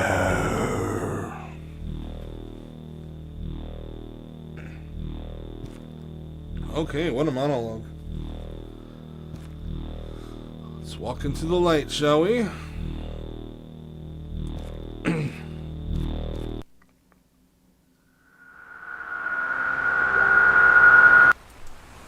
What the fuck? What? Put anything in that bag and it'll be like Isham signed it. Now, before we get into the new Greylock tape, since I just got raided by the homies, I got a message from Misfit here, but let's hold off on that for just a second. Head to the orb to leave the tool video, exactly. Let's see if I can shout out Preston Pre. Thank you both for the raid, gentlemen. Double penetration by... I couldn't think of two better people to double penetrate me with the raid. Give a shout out to them. So before I dove into these analog horror videos, I found... Well, I didn't find. Misfit found a new member of our community. All Grimm's flirting with clowns. Yeah, we'll get to that after I go over this again. So, buckle in, because you're about to witness the most interesting juggalette. She's new here. She's new to the community, so give her some slack. Heading to bed now. I hope you have a wonderful rest. You too, Captain Fizzlebee. Fizzy. Whoop whoop to you. It is a wonderful whoop whoop world. Thanks for the love and the nuts. Good night. Clownsy Hatchet Jekyll is her name. Here's Clownsy. Probably the most beautiful juggalette I've ever seen in my life. I'm not even fronting there. I mean, just look at that gaze. Look at that flawless clown paint. The clown suit. The hypnotic background. Clearly a real person, not generated by AI at all. People have their doubts. I mean, she does have her cover photo smiling with those gorgeous yellow teeth on the surface of the moon, with another moon hanging above, as men from the 1930s set up flags Gathering in the Moonalows, perhaps. I don't know. But who is Clownsy? She's only beautiful because she's starstruck. That is true. Flattery will get you everywhere, Misfit. Wait, if I'm telling this to the same people, should I even... Maybe it's a ghost living in a hotel like that season of AHS. Oh, that could be. I'ma choke ya. Wait, is Snowball even in here? Did he leave? Because I know he wanted to know about this. No, Snowball is gone. Oh well, fuck him. He missed out. So let's just do a quick run through of Clownsy, since I already did this once. Clownsy was born on January 9th, 1995. Got married on January 1st, 2008. Somebody who actually is competent in math figured out to me that means she was born or married when she was 13 years old. Like a true juggalette. Like a true juggalette would be. 2 days ago, she created this profile, updated her picture. Look at that. Just alluring gaze. Yeah, it could be married to the carnival. I didn't think of that, I'ma choke ya. Might not even be married to a person at all. Maybe just married to the carnival in general. That is a very good point.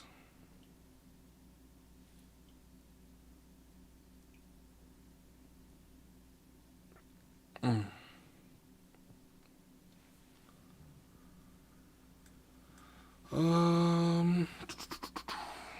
feel like I'm repeating myself though. How long is this gray? Oh, the gray lock's like half an hour. Damn. No, we got Juggalo Dundee. Radam, say hello to the newest member of our community of juggalos and juggalettes.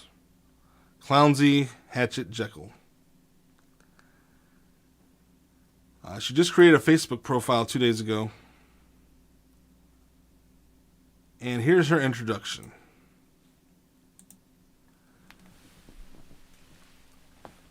Not enough clout for you? Oh man. Like she needs our clout more than ever, because this woman, I can tell she's like down, been down since probably since Party at the Top of the Hill. I mean, she's like, her introduction says, "Hey new friends. My name is Clownsy, and I'm super pumped to meet y'all here on Facebook. I got to tell ya, I'm a huge fan of the Insane Clown Posse. They're like the best thing ever. Music is my life, man. And guess what? My dog Ralph, he's a juggalo too. You love to see it. Can you believe it? He's got this vibe, always jamming with me to ICP. We're a pretty cool duo, if I say so myself. Oh, and gotta mention, my favorite Faygo? It's Red Pop, hands down. That stuff is the bomb, can't get enough of it. So yeah, that's a bit about me. I'm just here to have a good time and connect with peeps who get it. If you're into it, hit that like button and let's make some noise together. Likes, likes, likes. Let's show Facebook how we do it. Juggalo style. Much clown love to all of y'all. Clownsy and Ralph too. Can't forget Ralph. That's animal abuse.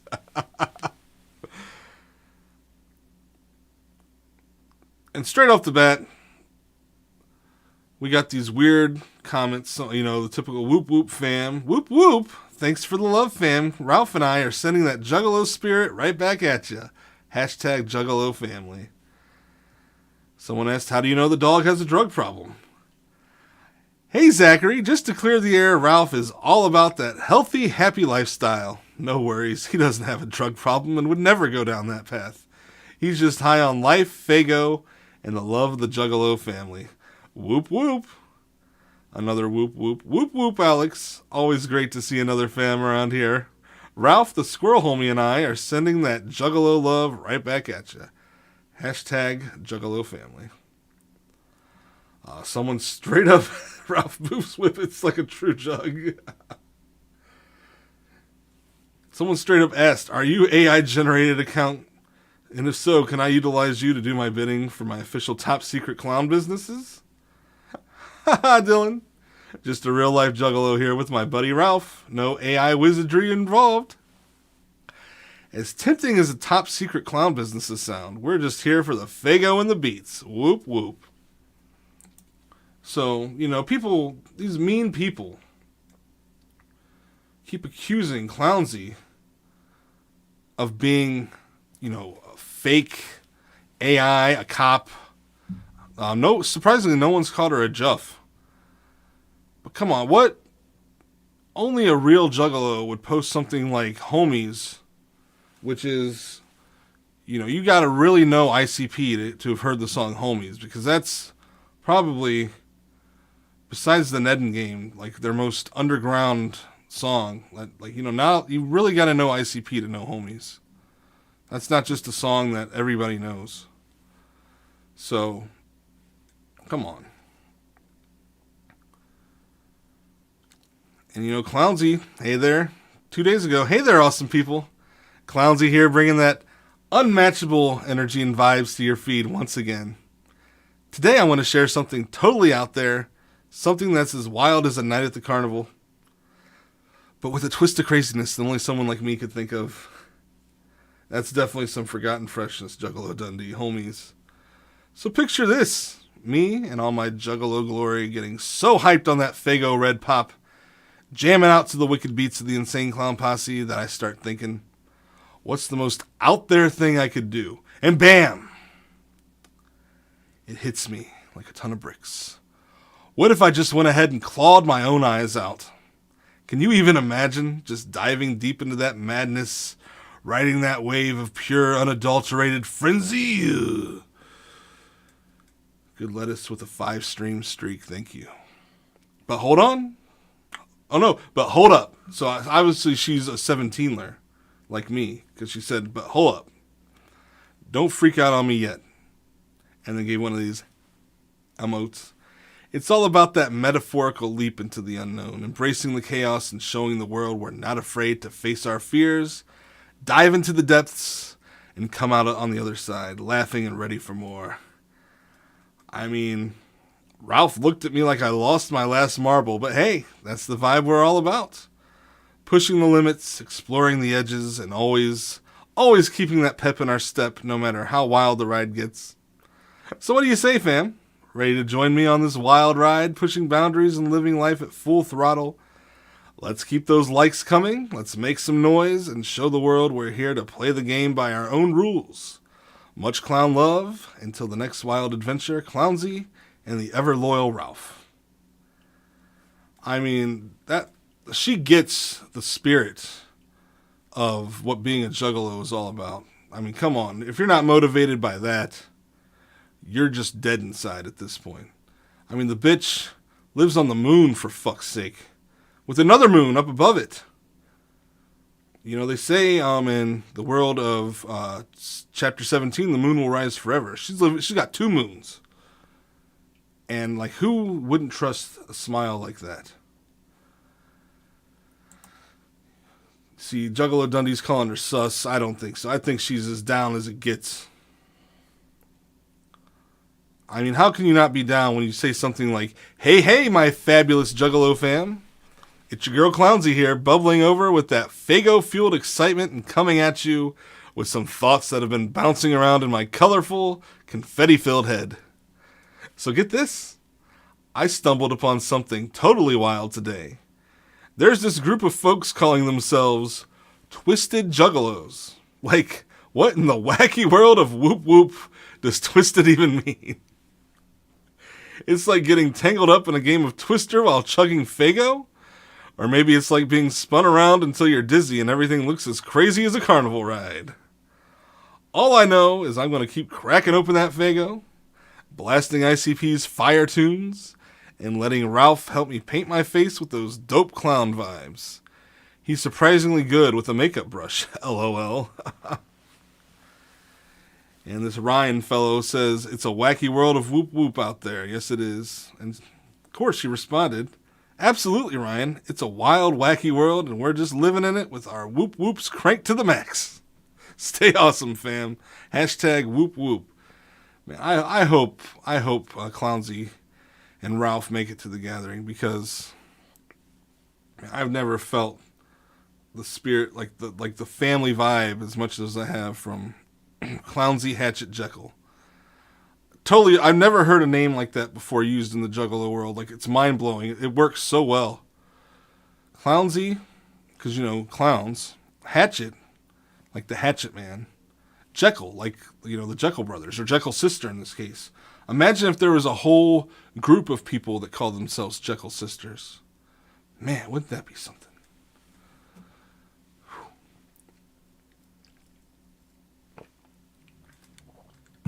Clownsy goes on, and here's what's going to shut all you doubters up right here. Clownsy goes on to say, "Hey, Juggalo fam, guess what? Your girl Clownsy stumbled upon Mad Max's tunes because of a shout-out in a Facebook post. And let me talk to you. It's been a game changer. His tracks are straight fire. Got him on repeat because this Juggalo supports her own." Exactly, Misfit. They say the family era is dead. Well, Clownsy is bringing it back. And Ralph, he's all in, wagging his tail to the beats like there's no tomorrow. We're vibing hard, sending big love to Mad Max and keeping that Juggalo unity strong. Whoop whoop, hashtag Juggalo family, hashtag Mad Max on repeat. Tell me, what Juggalo wouldn't be down with Mad Max? With 3 X's! Because he's extreme. Someone straight up asked, "Are you a cop?" And we all know, if you ask someone if they're a cop, they have to say yes if they are.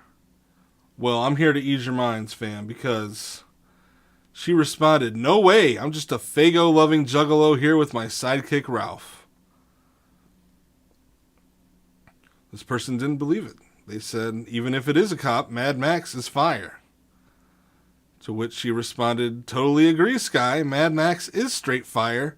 Ralph and I can't get enough of those beats. Hashtag Mad Max Magic." If you're using a hashtag like Mad Max Magic, it's right there. Like, the carnival magic is in the air. So once again, in defense of Clownsy, she's down as down can be. Hell, this person said to name 10 songs, and she did.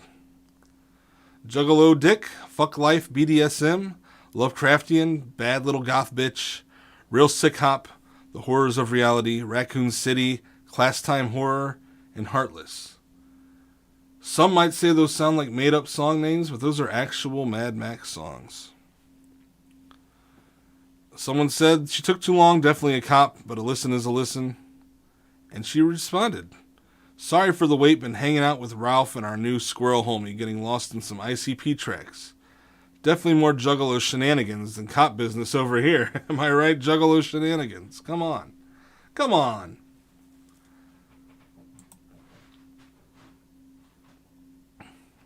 And people, if you think Ralph doesn't exist, there's your proof right there. That's Ralph. The most Juggalo dog I've ever seen.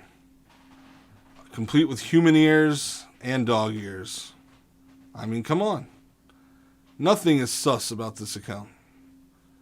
That's the realest looking dog I've seen in my life. So what if he's got human ears? I'm sure people, not everything on your body you're proud of. You might be ashamed of maybe some birth defects or birthmarks. Anything like that. A third leg, perhaps. Psoriasis. I have psoriasis. What does that mean? I'm AI? Come on. I mean, good morning, world. Clownsy here, kicking off the day with that unstoppable Juggalo energy. Today's mission, a grand adventure to stock up on the nectar of the gods. You guessed it, Fago. Gonna hunt down every flavor I can get my hands on. It's a Fago rainbow kind of day. Come on. I've never in my life heard a Juggalo say Fago rainbow. And how have I not heard that saying until today? Fago rainbow. It's brilliant. And yes, that is the original dog from Dog Beats, Misfit. See, Misfit knows her shit. Speaking of wild nights, check out this pic of Ralph I snapped last night. Found him strutting down the hallway, living his best juggalo life at 3 a.m., getting down like only a true Fago-loving doggo can. This pup's got moves and spirit that just don't quit. Stay tuned for the Fago Hall, fam. Who knows? Maybe Ralph and I will find a new favorite. Hashtag Fago Adventure. Hashtag Juggalo Life. Hashtag Ralph the Juggalo Pup. When someone talks too much about ICP and Fago, you gotta wonder, how long have the Juggalos been down with them? Because I'd say a pretty long time, if that's all she can talk about is Fago and ICP. I mean, she posted Boogie Woogie Woo. I'd never heard this song in my life until she posted this yesterday. Like, that blew my mind. This song is fucking fresh. If you haven't heard Boogie Woogie Woo, you're doing yourself a major disservice, because holy shit. Like, this is some ICP like I've never heard before. Not quite the level of like Marvelous Missing Link, but it's close. It's close for sure. Like, imagine if they had like Young Wicked singing the hook on this. Oh man, holy shit, would it be incredible? Oh man.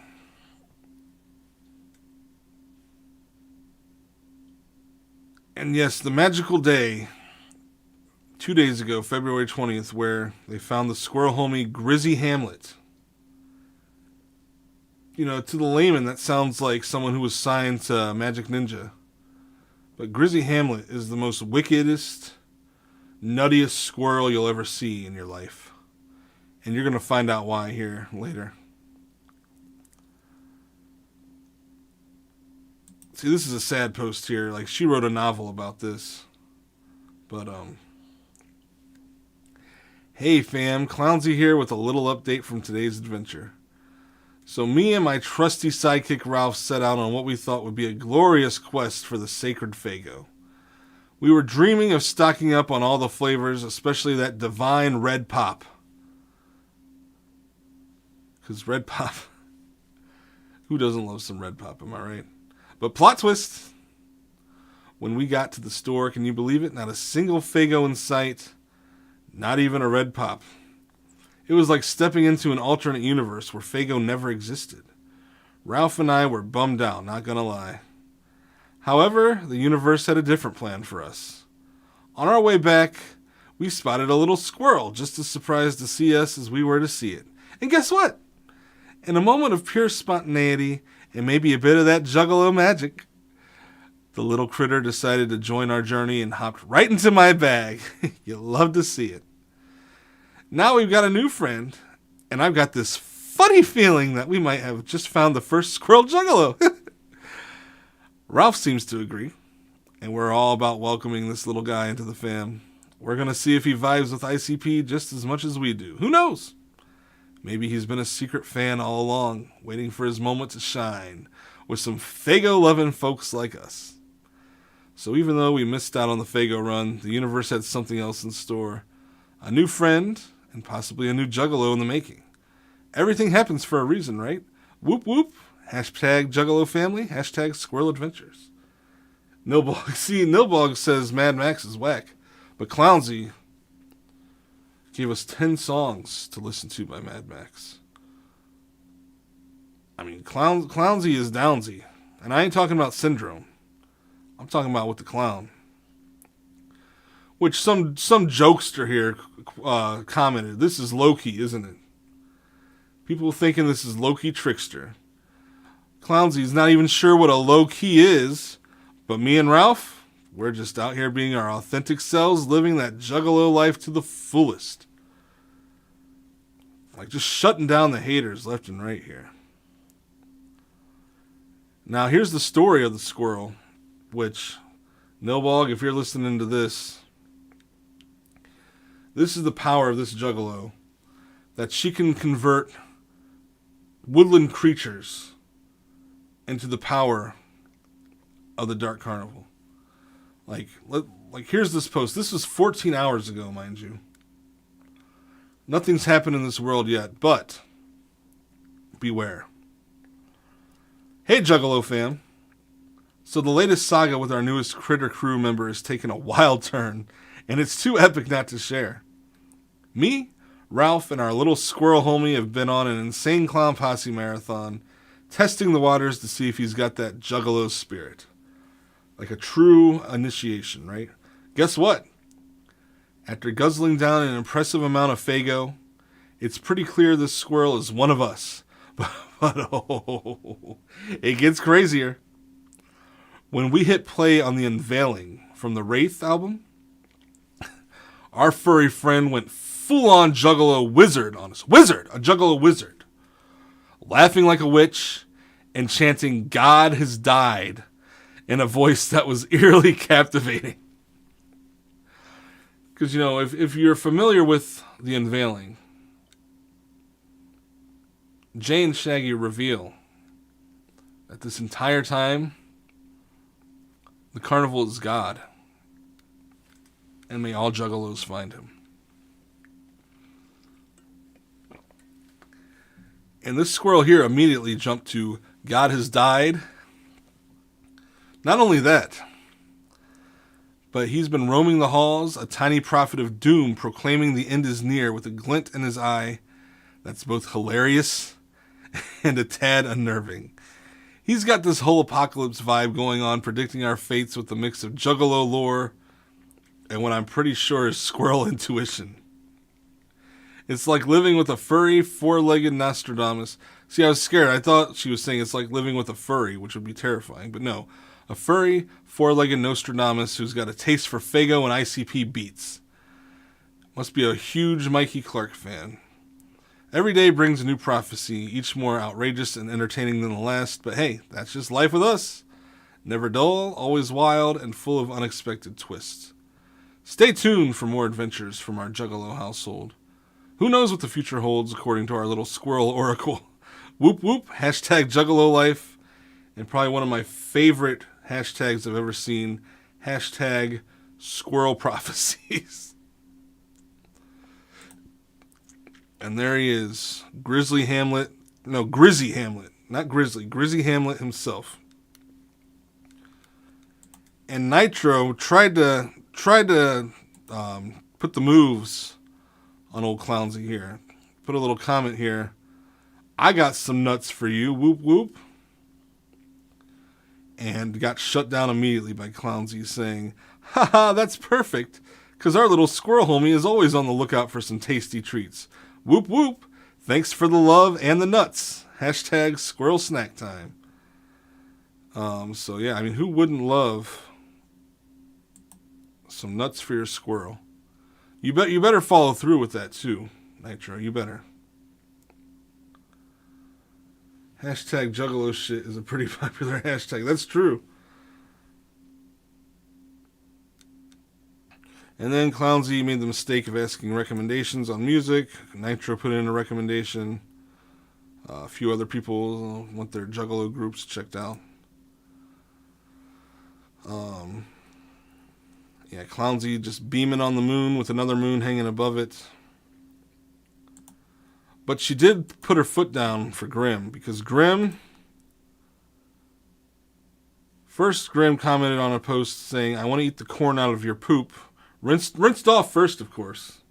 Rinsed off first. So he's got some class, Grim does. She totally ignored that. But then Grim tried again, and this time she responded. And he said, "I want to sip Faygo from your chocolate starfish, Super 8 style." Which that didn't happen, by the way, at the Super 8. No Faygo was sipped from a chocolate starfish. A powdery substance may have been snorted from a chocolate starfish, for sure. But no Faygo was desecrated in that. But man, Clownsy did not like that.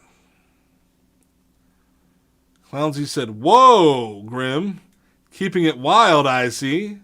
Ralph and I are just here to share the Juggalo love and Faygo in a family-friendly way. Keep it sweet, keep it fun, hashtag Juggalo family vibes." So yeah, she's wholesome. Like, it might be a false sense of wholesomeness, you know, like I said, like Emily Love used to have, until she became a sim racer. But yeah. Oh yeah, and for those doubting, Clownsy even interacted with me on Facebook. So that's how you know she's real. Not only is she real, she knows who the jug of famous people in this community are. Strangely, she didn't mention Nilbog, which I thought was weird. But I did steal her picture of Ralph to promote my stream.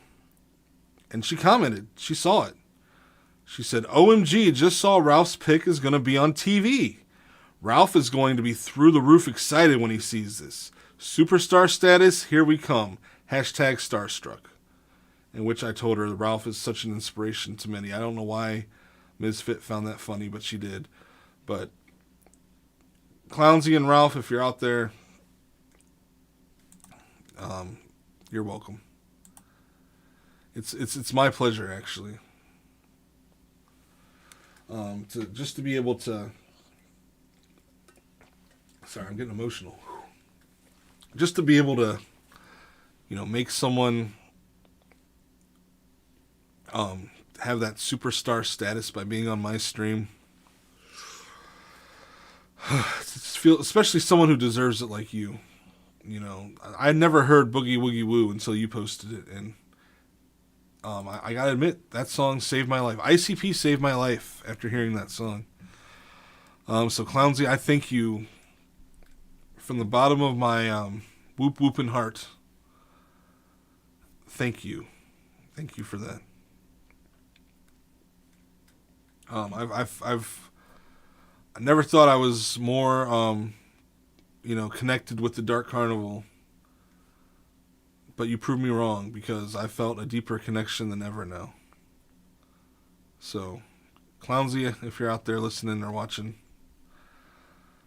what a wonderful whoop whooping world you've given us. And a wacky world of whoop whoop you've given us. And Clownsy, once again, thank you for the love and for the nuts. Truly, I can't express in words my gratitude for that. I'm sorry, I got really in my feelings there. So let's put Clownsy,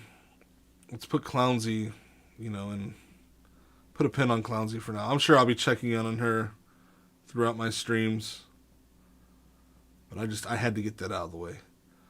Let's get back into some more spooky analog horror shit. This is the newest tape from the Greylock tapes. You are now prepared to see new shadows in your home, is the description. So let's see what's going on here.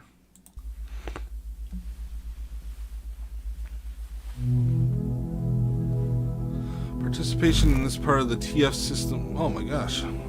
Too fast.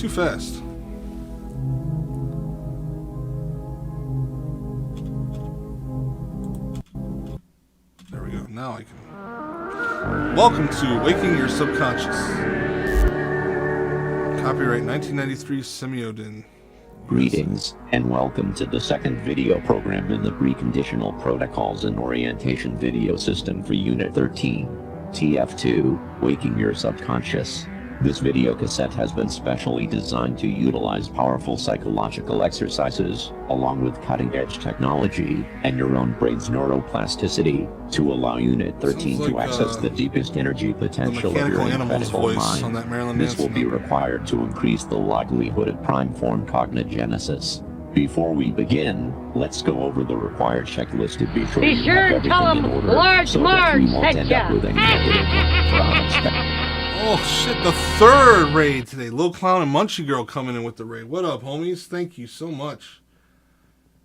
How y'all doing tonight? Shout out to Lil Clown and Munchie Girl. Make sure you give them a follow. We just got over some weird ass AI generated juggalette. Well, allegedly, these haters are saying she's a cop or an AI. I think she's probably the most down ass juggalette I've ever met. I'm already planning on buying VIP tickets, covering her travel, and ticket to the gathering this year.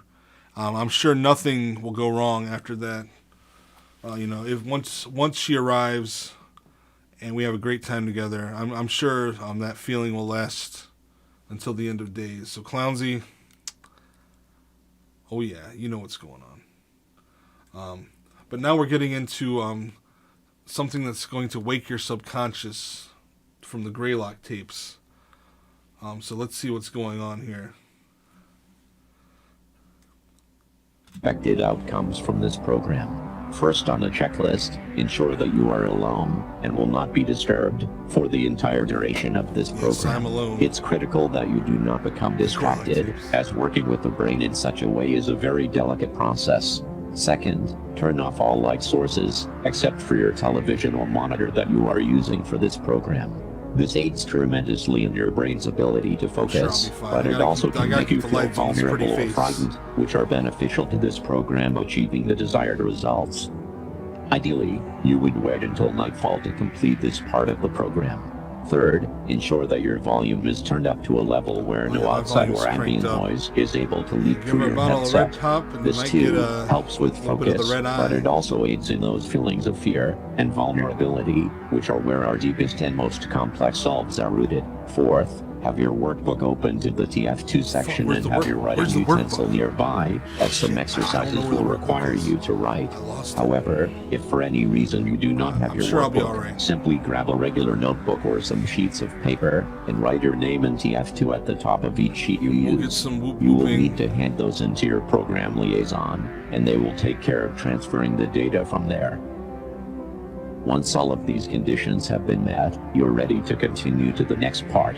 Now is the time to make sure that your NeuroVisor headset is correctly equipped and connected. If you need any assistance or are looking for more information regarding the NeuroVisor, be sure to check the section titled Equipment and Connection in your Unit 13 Program Handbook. This will be your final opportunity to taking all my notes in here, the Nitro. rest We'll be of all this right. tape. Pausing after this point will cause a disruption, which could interrupt the data being collected by your headset. Your screen is about to gradually turn red. Once it is completely red, the program has officially begun, and the point of no return has been crossed. You have 10 seconds.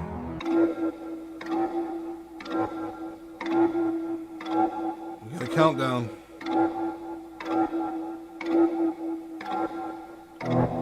Here we go.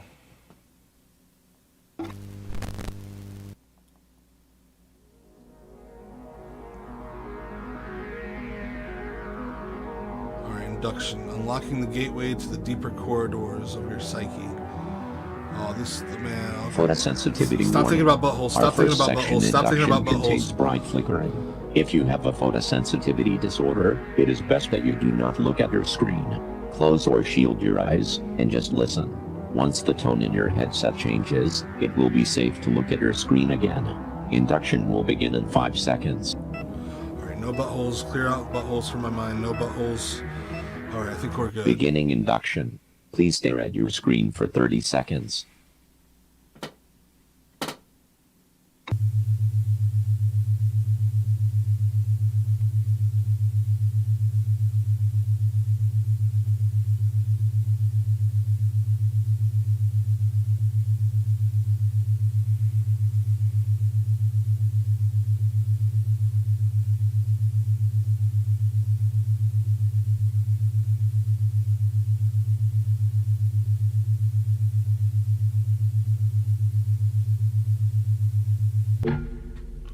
Induction complete. Alright. Alright, we've been inducted. My brain feels weird. Priming, okay. Preparing your mind for enhanced neuroplastic realignment. This exercise will present you with 5 separate sets of words. Each set will contain 6 words. For each set, you will have 10 seconds to choose the one word out of the 6 that you feel doesn't fit with the others, and write it down in your workbook or on an appropriately labeled piece of paper. So let's see what words If don't you do match. not have your workbook, simply write the numbers 1 through 5 vertically on your paper and place your answers Scream beside God each is dead. corresponding number. Now, I didn't let's play the begin. Wraith. Alright. Rope. I'm gonna say rope doesn't match.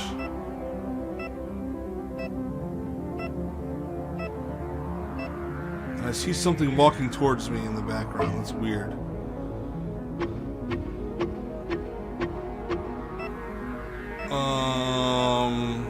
blood. Everything else is an organ, so I'm going to say blood.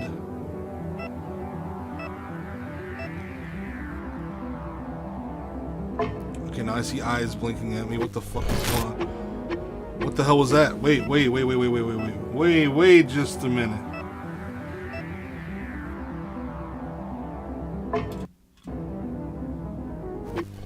All you cherish will be remade. And I thought I saw... Yeah, local Samaritan opens her heart and home to stray dogs. I can't really read the article.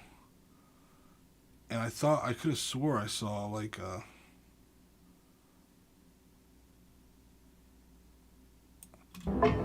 woman.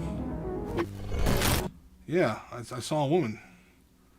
This keyboard doesn't have arrows. Shit. Well, I swear I saw a woman. Terrified, screaming, running, followed, hiding, visible. Visible. Does not match.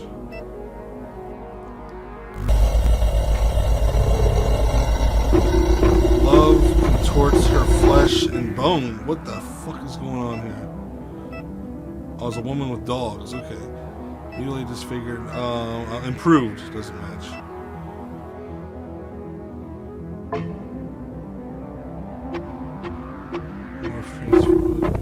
Whoa. Man, I'm getting subliminal messages here. What the fuck? Alright, let's...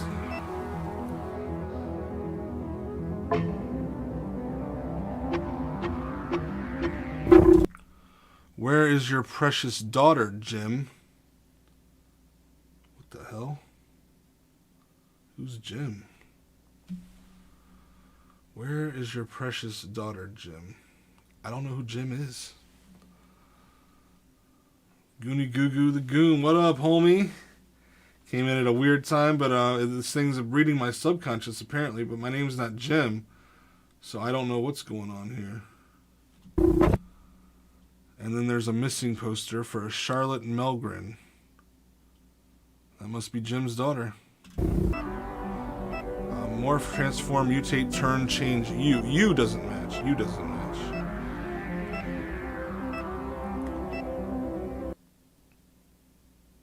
Priming complete. Priming complete. Man, I keep seeing little flashes. I'm sorry I keep having to like pause this and go back, but I swear I saw like a tunnel or something. Priming complete. Yeah, did you see that? This device has detected unauthorized alterations of the program content of the state. Please stop playback immediately and return this cassette to your program liaison. Failure to adhere to this warning may result in undesired consequences and could compromise your psychological well-being. Well, my psychological well-being's long been in the toilet, so let's keep going.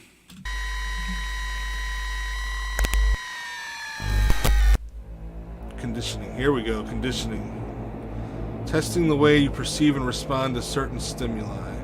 Alright, here we go. This next section is a specialized variation of the Stroop test, which will measure multiple facets of your reaction to congruent and incongruent stimuli, while also examining how you deal with high stress, high anxiety situations.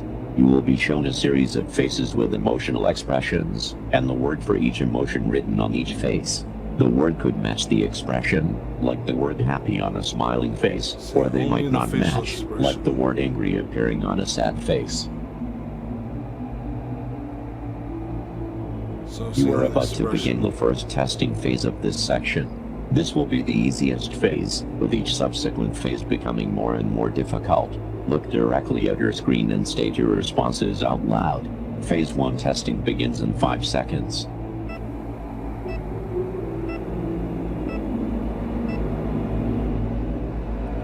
State the word written on each face and disregard the expression. Okay, the word, not the expression.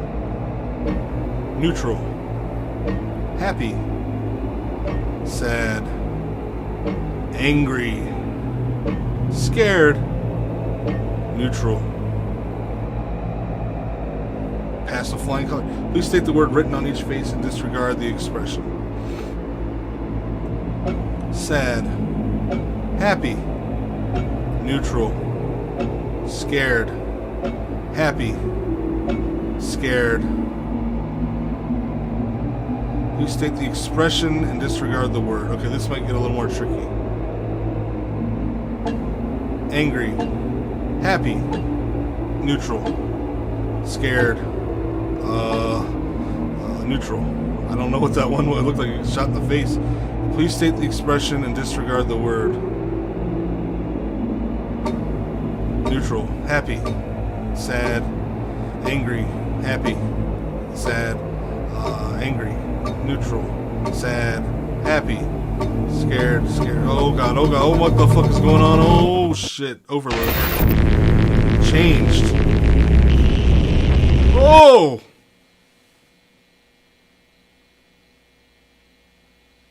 What am I looking at here? 1992. It was a good year. What the fuck? Is that an alien? Oh, the kennels. Remember we saw the girl with her dogs? That looked like some kind of alien or creature. Oh shit. That better not be Ralph.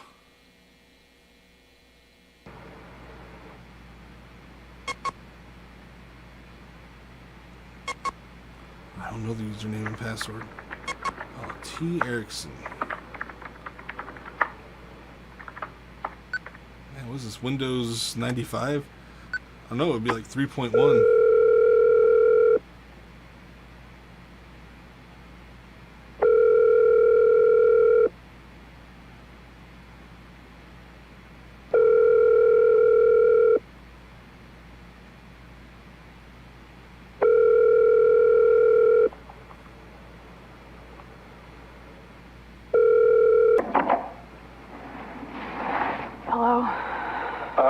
Yes, hello, this is Troy with Evervigil Security. Am I speaking with Charlotte Melgren? Yes. What happened this time? Is the missing woman? Miss Melgren, we've detected some unusual activity at Forever Friends Kennels. Our system alerted us that kennel door 1 was open and then closed unexpectedly, followed by a power outage. Is it correct that your primary residence is the first unit at Forever Friends? Yeah, but... Okay, so I'm not the one who got the security system. It was my dad.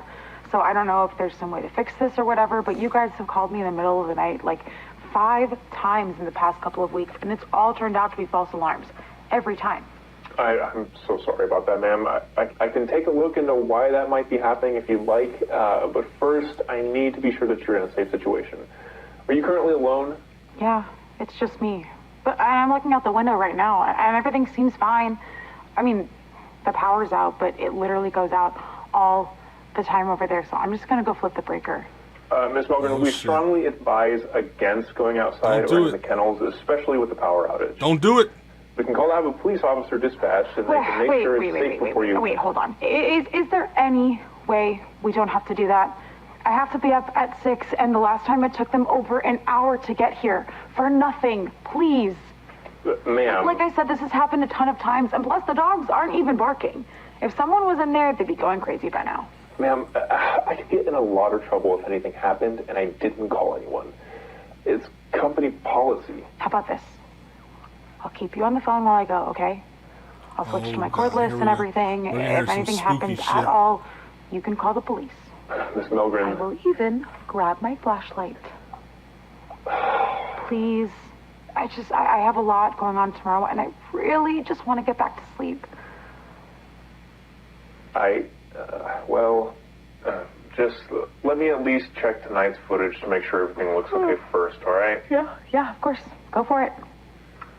Okay. Let me see here. I'm ready to, Ms. Finn. Playback error. That's not good. I know I saw an alien or something. Okay, I'm getting an error. It's not letting me review it. Well, I can just head over really quick. Like, real quick. Well, there's no motion alert in tonight's logs, so... okay, just please be quick and safe. Thank you. Seriously, I'm gonna go throw some clothes on and, grab the cordless, okay? Yeah, all right. I'll look into the false alarms you mentioned and see if I can figure out what's going on with that. Okay. Be right back. thought I was testing my psyche. Okay, there's the door opening on its own, slamming shut. Well, that was on August 9th. Okay. August 10th files corrupted. August 13th.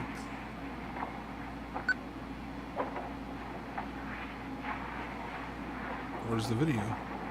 File corrupted, of course.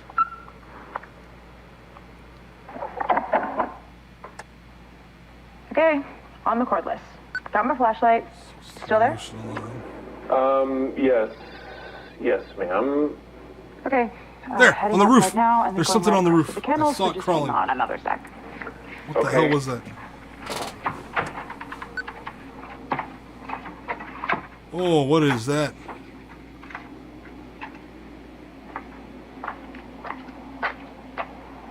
Fuck. The diddler on the roof, yeah. Oh, shit. She's fucked. Okay. Okay, I'm inside. And yep, the power is definitely out. Okay, I'm just gonna go check on the dogs real quick on my way to the basement. But everything seems fine. I'm really not sure this is a good idea, Miss Mulgren. Listen, something's wrong with the recordings I'm seeing of your home. What do you mean She's fucked. wrong?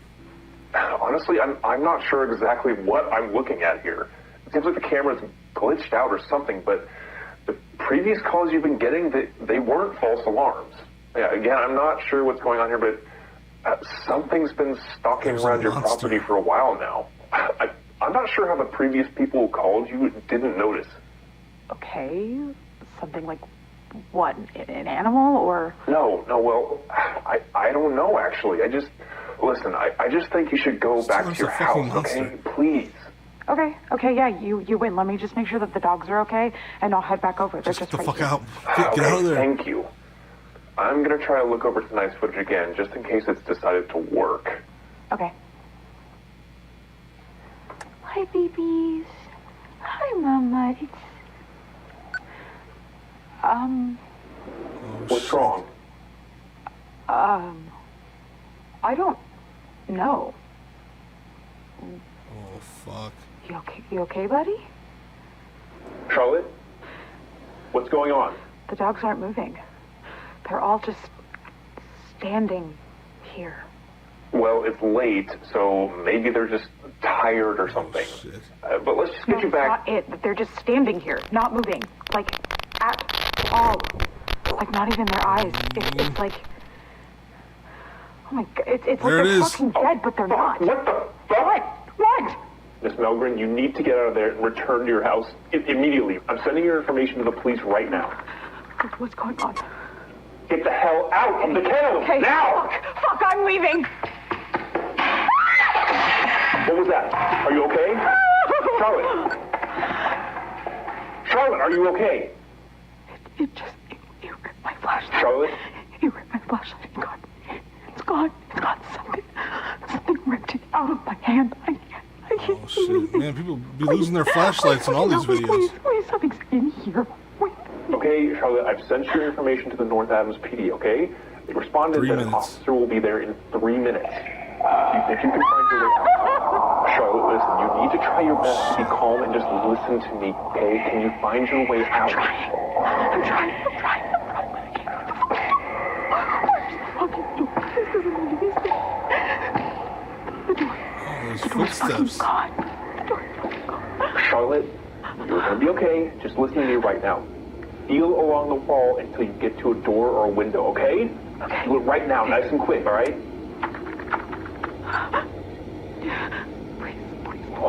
Please. Is this live? Please. Oh God, please. This doesn't make any sense. It's like a totally different fucking. Oh, shit. It just keeps going. There's no windows. There's no doors. Yeah, definitely. Yeah, sure, definitely. Keep going. This is fucking Stay wild. focused. There must be something. I'm trying. Oh my God.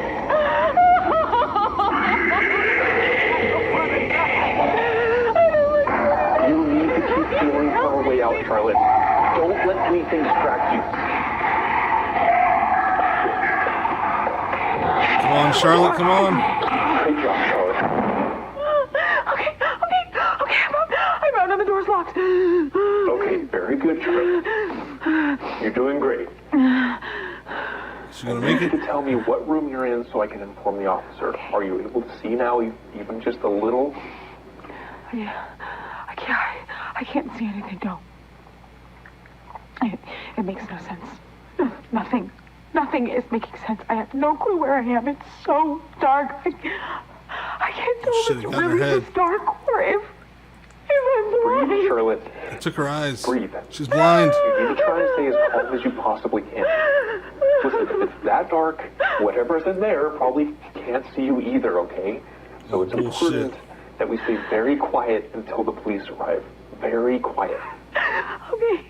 Okay, good. Stay right where you are. Keep your back against the wall. All right, the officer's just down the road right now. You're going to be okay. Now listen, I'm going to stop talking so we can be completely quiet. But no, I'm still here. I'm not going anywhere until you're safe.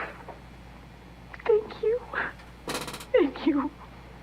I'm sorry. I'm so sorry. Is my camera frozen or am I frozen?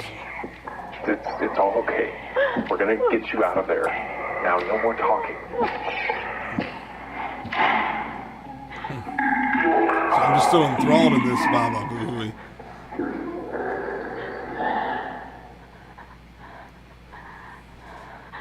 She's so fucked.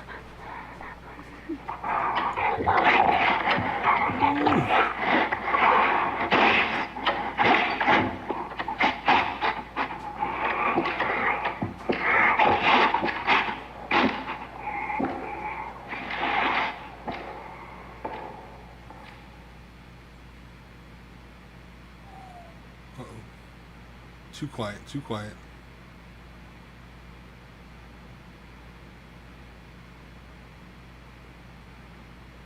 I think my skin is moving. The fuck? Oh shit, it got her.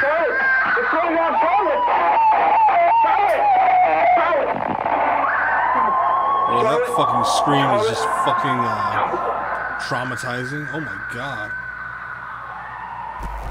And an important test. This test is made up of 5 statements. Okay. You will check true or false beside the Finally, back to corresponding what number we're for at. each statement in your God, what a workbook. distraction. If you do not have your workbook, simply write 1 through 5 vertically on True or a piece false of paper statements. Okay. and write T or F beside each number. You will have 5 seconds to respond to each statement. Your test begins now. Statement number 1. This video system is physically changing your brain. True. It feels like it.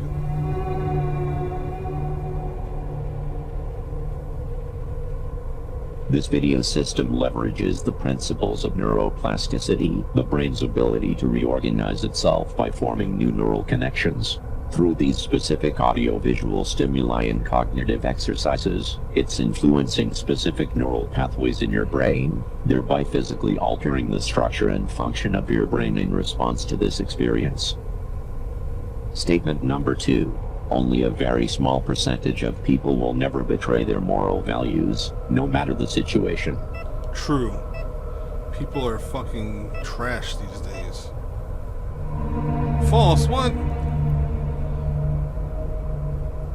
Under the right circumstances, Oh, no, it was such false. as I read it intense wrong. peer pressure, survival situations, or psychological manipulation, say false. it's proven Yeah, that Misfit, anyone I think can my be skin made is to betray moving. That even the was, like, strongest attachments to moral chilling to values. hear. Statement number 3.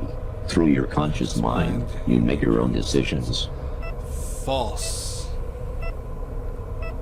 It's all in the subconscious, baby. And that thing is getting closer. A large portion of human decision-making occurs at an unconscious level. The conscious mind rationalizes these decisions after the fact, making the person believe they made a deliberate choice. Choice is an illusion. Statement number 4. We all have immoral thoughts and desires, but it's critical to focus our energy on the positive aspects of ourselves, so that we can be better people. True, but I bet it's gonna say false. What the fuck? The darkest aspects of your mind are part of a larger psychological entity that resides deep within your unconscious. This shadow entity cannot be reasoned with. It cannot be ignored. You cannot subdue it, lock it away, or eliminate it. Even attempting any such thing has the opposite effect, only making it stronger, darker, and more dangerous. Yeah, this could be how you get Freddy in your Statement dreams. number 5. Opening the door to your shadow psyche and embracing your darkest urges as a part of yourself is the only way to live a fulfilling life. You know what? True, because we know that's what it's going to say. True. Let's just turn to the darkness. That fucking creature's like right in front of me now on the screen. Open the black door. Oh, Testing complete. Back door. Testing complete. Did I pass? Activation. Oh shit, y'all. I think I might have fucked up. I think I fucked up. What you are about to experience has been carefully constructed, in combination with previous exercises, to create a connection point between your conscious and unconscious mind. This is our final section of this tape. Please watch and listen very closely. Riddles you Do not missed a look lot. away or shield your eyes for any reason. I might be turning Please into a remember, demon. your fear and vulnerability are essential components to this process. Activation of the subliminal fuck. bridge will begin in 5 seconds. It's been real, y'all.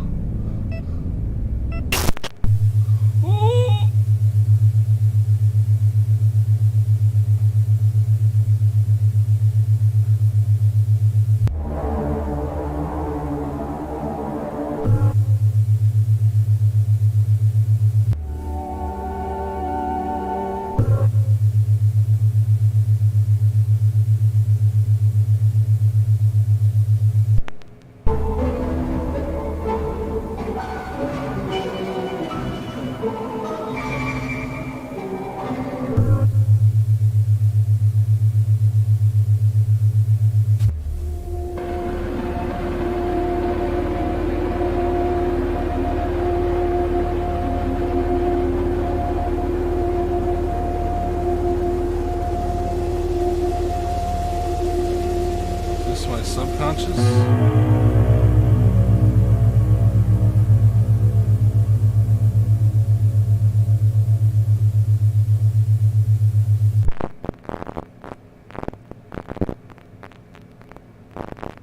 What the fuck?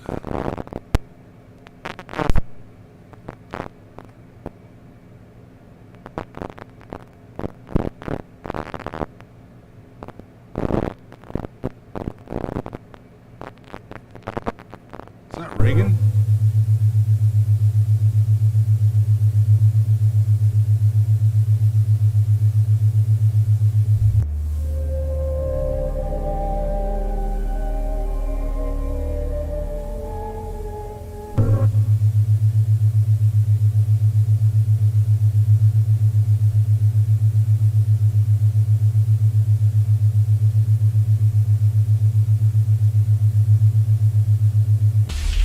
Oh.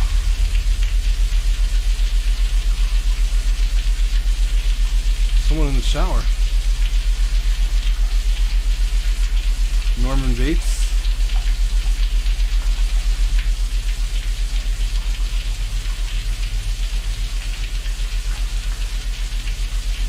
Oh shit.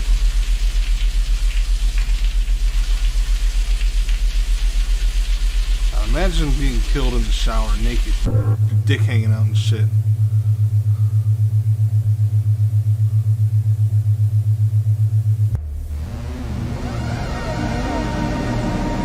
Who needs drugs when I got this?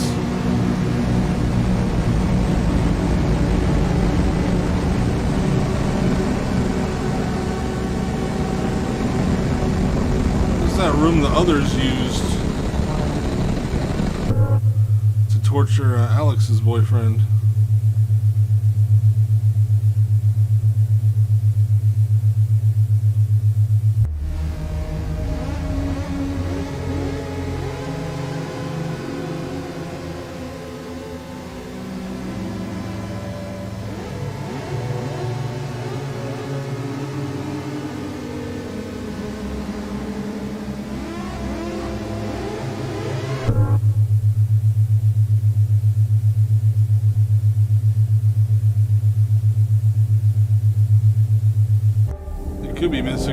no idea what the fuck's going on right now.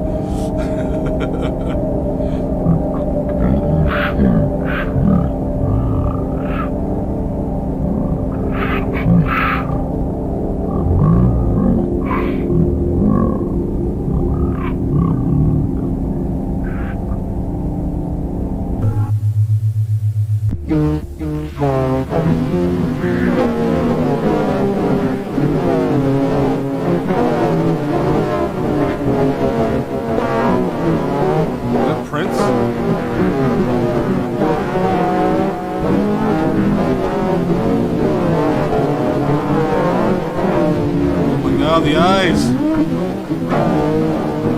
Too many eyes.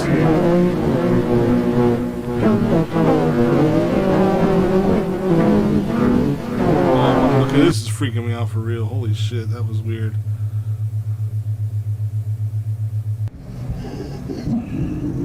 Oh.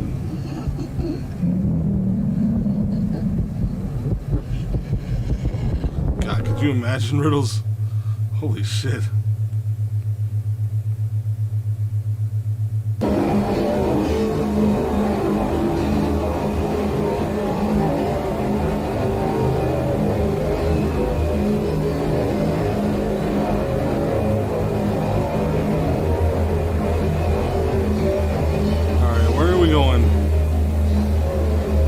I'm just waiting for a jump scare. Activation complete.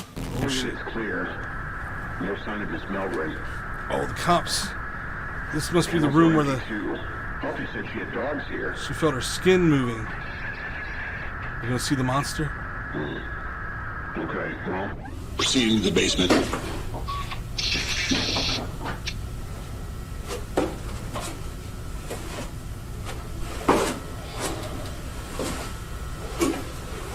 North Adams Police. Anybody down here? Oh shit. Jesus, it's dark. I wouldn't recommend that, Riddles. The fuck was that? Get the fuck out of there.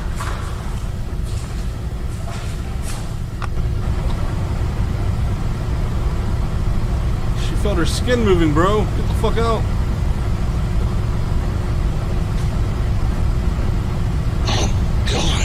What the fuck's that smell? Oh, and she farted too. Jesus Christ.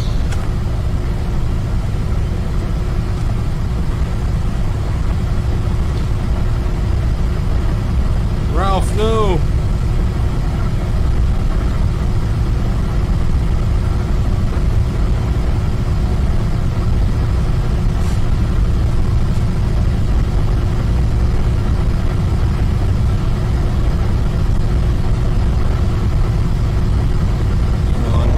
Jump scare already.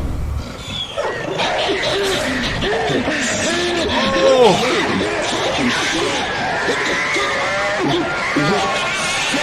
Dogs!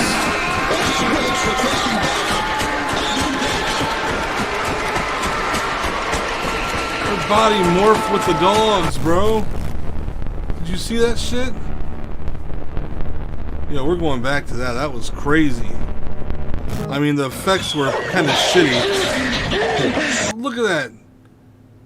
She's like... Oh, it's like fucking, Akira. Like where the fucking dogs morph with their body. Like a blob. Oh my god.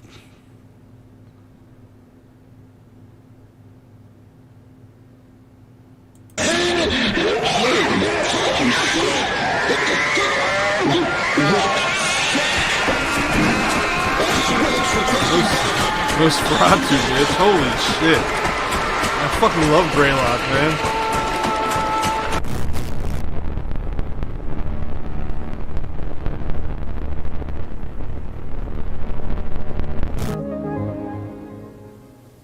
Well done on completing the TF2, Waking Your Subconscious, video cassette. Please allow your brain to rest for at least 12 hours before continuing this video system. Once you have rested and you are ready, enter the cassette labeled TF3, The Shadow, Communion and Assimilation. This is the end of this tape. You're grinning, Misfit, because it wasn't cats. that were...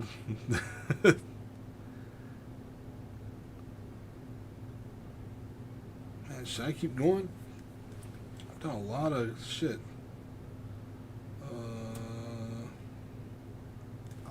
What do you guys think? Keep going? I got a couple more videos here.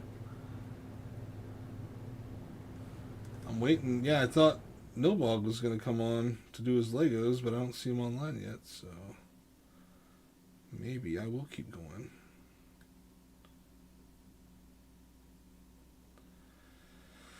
I need some time after that, because holy shit, my mind, that was a mind fuck, for real. Holy shit, I want to take a drink real quick. Oh. Clearly keep going. Alright, yeah, I'm just... That was insane.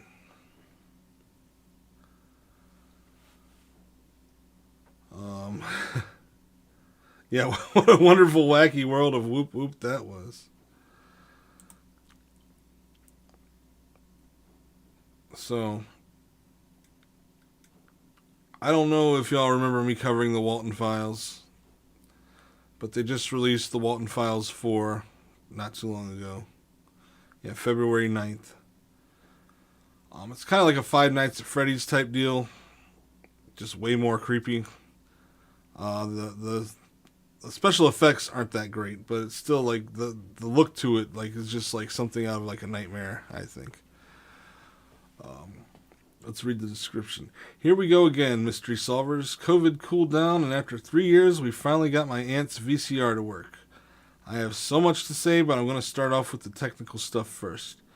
Back when I found the Bunny Farm tapes, I was met with a dead end. Bunny Smiles Incorporated / Bond's Burgers gave no more results. Locals had no more info. I went back to Connecticut to live with my dad.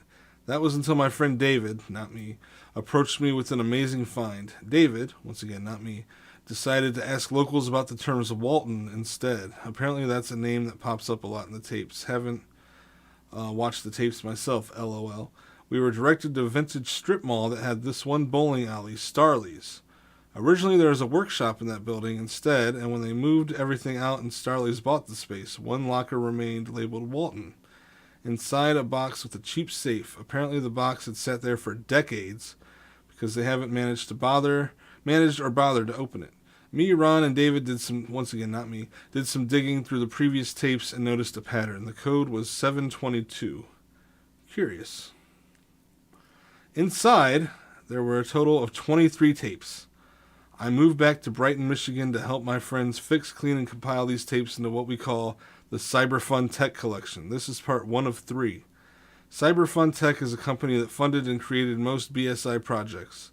It's unclear whether CT owned BSI or whether they were simply partner companies, but perhaps CT bought BSI at some point. Either way, all the tapes were labeled Cyberfun Tech, and supposedly these were supposed to be handed over to technicians and artists. I should note some bits of this compilation are weird. On some screens it would appear as minutes and minutes of empty static, and on other screens it would appear to be a white screen with faint voices heard on them. As for me, I'm doing great. The past 3 years were filled with some of my happiest and saddest moments, but I'm still standing. I'm going on vacations with my girlfriend for a few weeks. I'll post parts 2 and 3 when I return at the end of the month. So yeah. No relation. Yeah, no relation, exactly. Red pop only. So let's dive into the Walton Files 4 Cyberfun Tech and see what's going on here.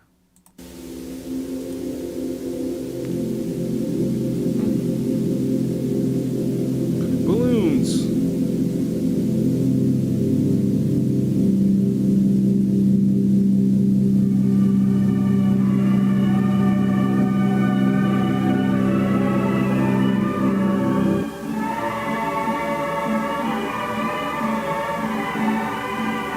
Oh, come on, that's a party foul and you know it.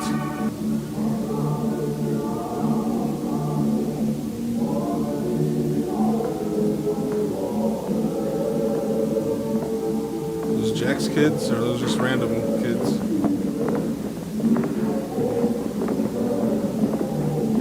Come on, Molly. Let's go. Oh Is this where the kids fucking died in the fucking car accident? That was brutal. Look, there he is. Man, they've done like some 3D rendering of this, huh? Yep, there he is getting drunk and shit. Oh man, I know what this is. That's the guy that got drunk and killed the fucking kids.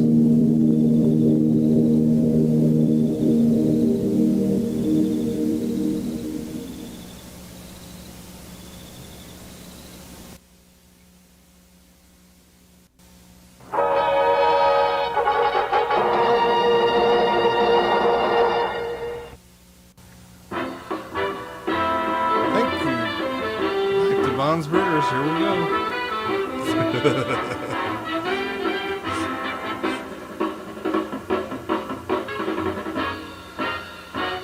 We'll chase our dreams across the sky, just like Clownsy. Cyber Fun Tech. Oh, look at that baby there, that's weird.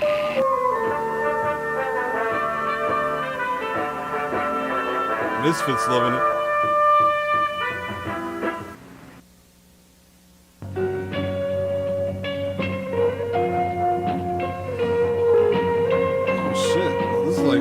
Next level shit.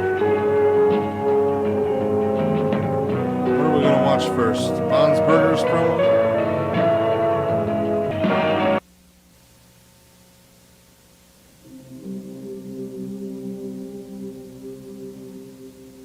The employee notes. Okay. Charles Brook on October 10th, 1970. Hi, just got hired officially as the computer supervisor for United Bunny Smiles restaurant, though I've been coming up with a few names myself. I've known these guys for a while. They're family. Oh shit, this is Clownsy. I've some work for them. God, this guy can't write for shit. For years now, given something tech, getting to meet the Waltons and the Krankens has been super fun. So excited to get to work. The future is bright. CB. I don't know who CB is.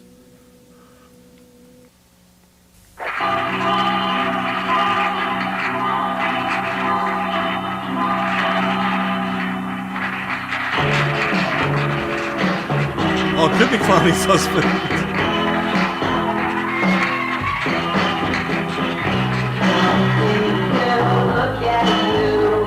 Showstopper.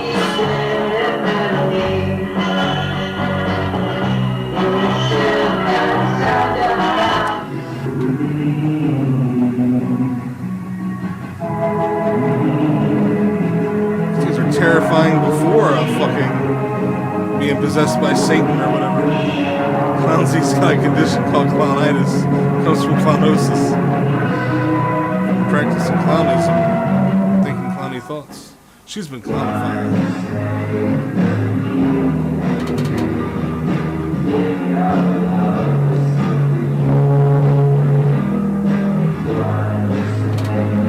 These children are all going to die.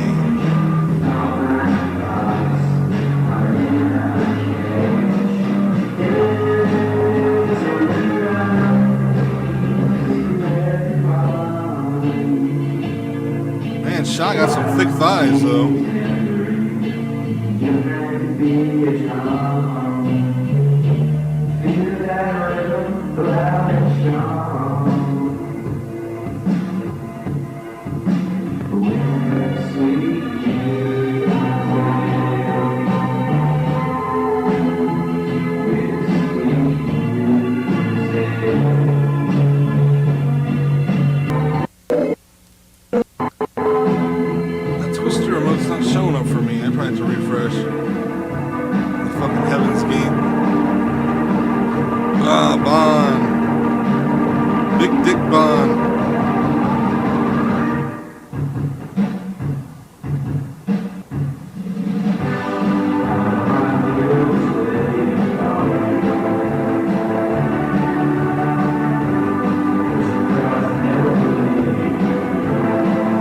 this is brand new, Nitro. I haven't watched this one yet, but it is similar to the other ones.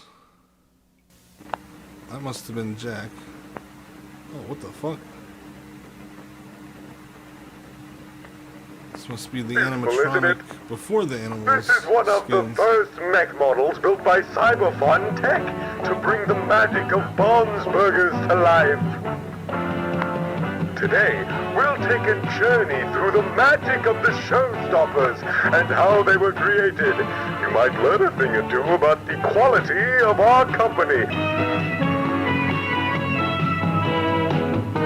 It's like a Dharma Initiative orientation video.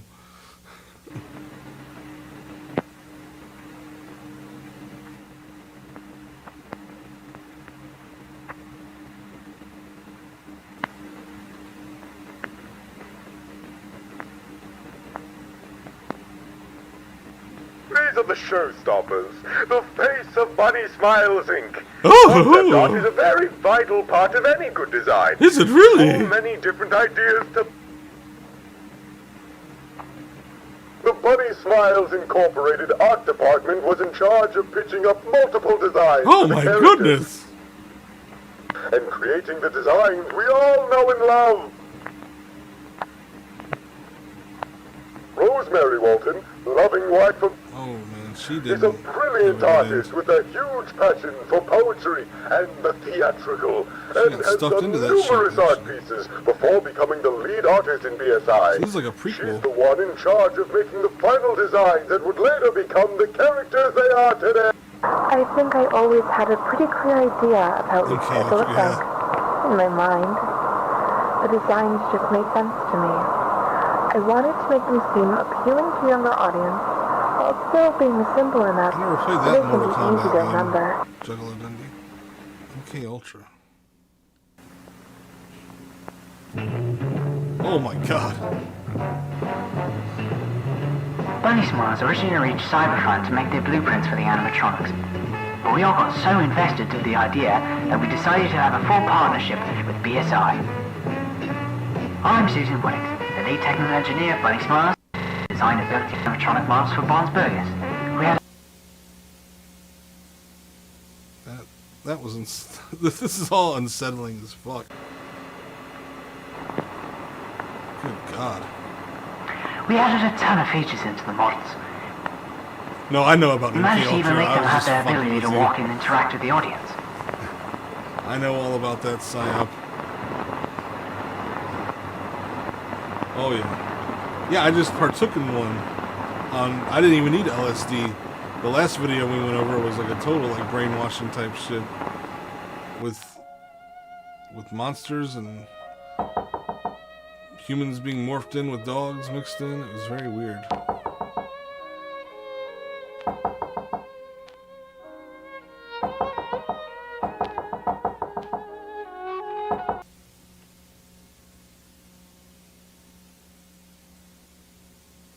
No, I know MK Ultra's not a Mortal Kombat game. The console. Here is where all the information and code is stored in the audio animatronics. How they can walk, sing, interact with the audience, etc. That's how they manage to feel so lifelike to our audience.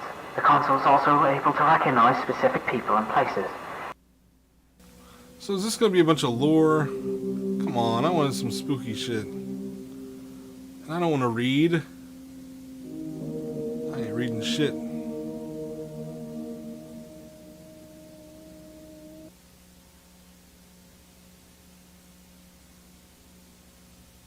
Is this some like 80s stuff?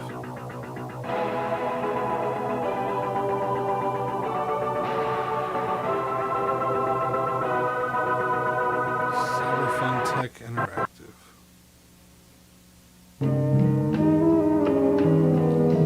What is the Cyberfun console? 1974, holy shit. A walk-around test. Where's the scary shit? Yeah, don't worry, it's working. First we need to... Is the console on? Yes, Charles, I just told you. All right. I'm just checking if everything's going as I planned. know, don't worry. This isn't the first test we need to do with the robots. All right, great. You're taking notes, right? Yes. Yeah, I am. Those dudes over there, Right. to watch them fucking those via cameras. Press Oh, yeah. 303. Imagine being the cleanup guy on that. All right. The jizz mopper, if you will. Let me get the console working. Working? Yeah. Alright, this is how it's supposed to go. We place the tunnel objects around the room. The animatronic is supposed to get to us without bumping into any of the tables, boxes, chairs, etc. Sounds good to me. What happens if the robot falls or comes across any object? Well, then we're just going to have to test this out again until we get this right. It'll be a long night then. You said it. Come on, I want someone to die. All right, everything seems fine so far. Should the robot be so close to the table? I don't think... Oh! Fuck, let's start again. Fuck, I told you to watch for the table, man. Damn it. Misfit, usually these are spooky, but this one so far just seems to be like a bunch of lore, which that's kind of Check the door. I a think Jack left. letdown so far.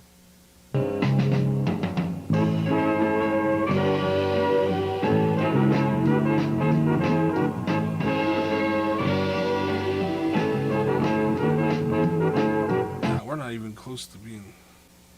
I'll give it a few more minutes to see if anything I'm not happens. really either. I know. I'm just a little worried. Did Linda call? Yeah, last She simulation did, was yeah. fucked. I'm going to be totally honest with him. Knowing Felix, he's Charles probably Manson drinking somewhere in psychologist, that town. explains a lot. That explains Does a Jack lot. or Rose know? Nope, I don't think Linda told him about it either. Susan, we have to tell them. Heck, even Chris knows about the addiction. Let's just focus on work for now, shall we? Right. So, I'm checking my notes right now. What's up to this? Well, Norman said we should start testing the facial tracking feature, so we're going to have the robot walk around and see if it recognizes our faces. Well, we checked that already. Jack brought in Molly here, and the console recognized them. Well, yeah, but we're going to do a secondary test because the console seems to have trouble detecting the faces. Oh, the test we did with Sophie. Right. Mm-hmm. Let's see how this test goes. Someone How's still Lily, has by the the way? weird fucking He's visual fine. style. Spending time with her mother for the weekend.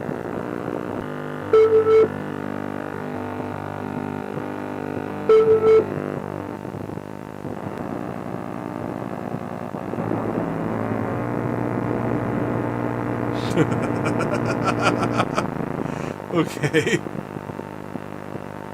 Is that the facial recognition? Oh, okay.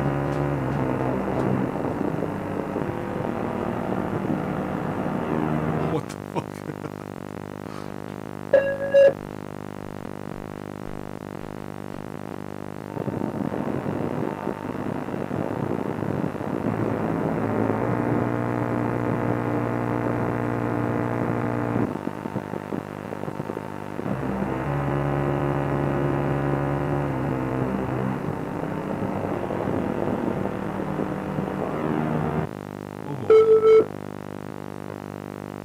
Ah, great.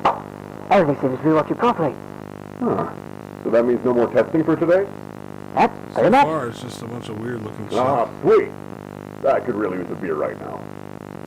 Reminds me of what we were talking about earlier. Yeah.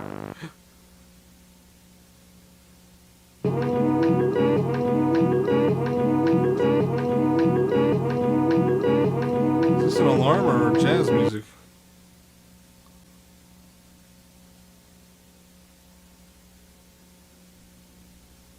What does that mean? That's what I heard, man. He was drunk while driving the car? Oh, your voice, all right?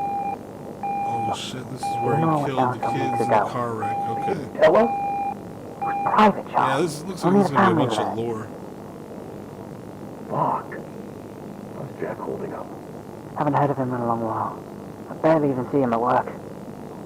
You don't think Felix's story lied, don't you? Story? I think it's bullshit. I think something else happened, man. Something worse. Oh shit. So they're gone? Molly and Ed? Listen. I don't even want to think about it. Something with that freaking fucking doll in the room. What's it doing here? Felix said it is. He told us not to tell Jackal Bros is here. Shit. I don't even want to be involved with this shit anymore. let's just try it the same way. It's fucked up. I don't even want to. Oh, they're all coming for him. Let's just check up on the other rooms for now. So I'll check up on the games. Right.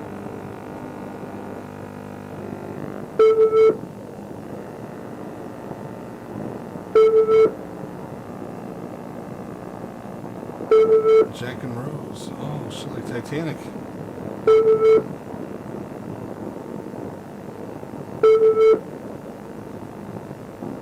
I'll never let go, Jack. I'll never let go.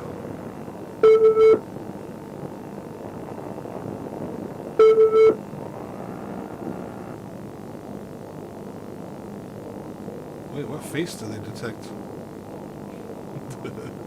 It's like a Pee-wee's Playhouse sketch. Ah, la, la, ah, look at the face.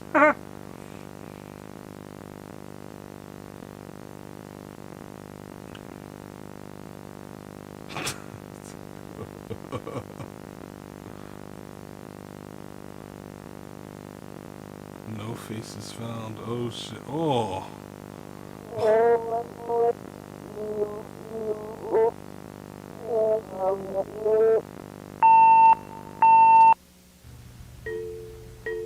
What the fuck? It's great timing, Nitro. Holy shit. You started on support audio log number 3.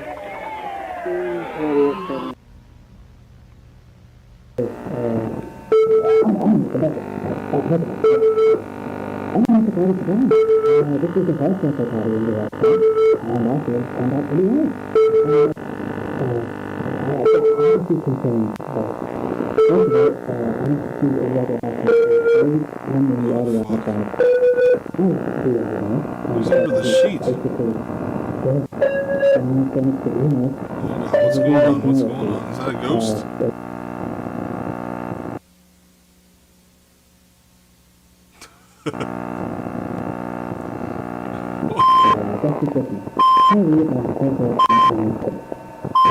God, the beeps.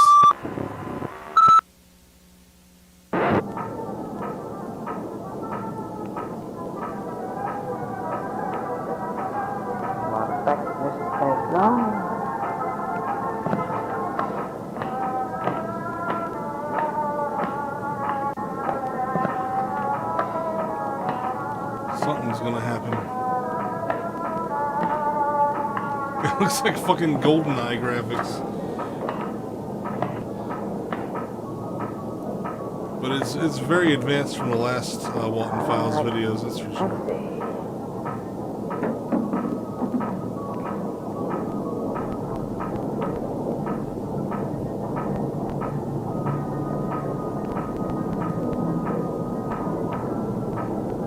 Oh, that's the kids, isn't it? They possessed that doll, I think. The dead kids. Hello? Who's Jack?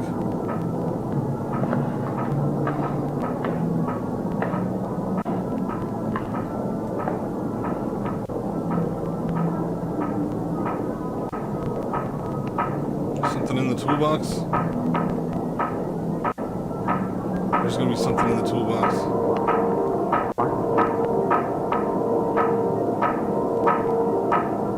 Maybe not. Oh shit, it's Bond.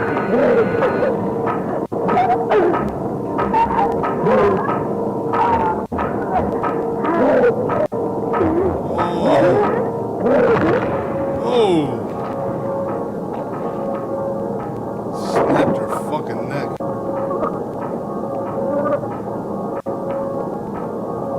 Oh, he's pulling his dick out. Oh shit.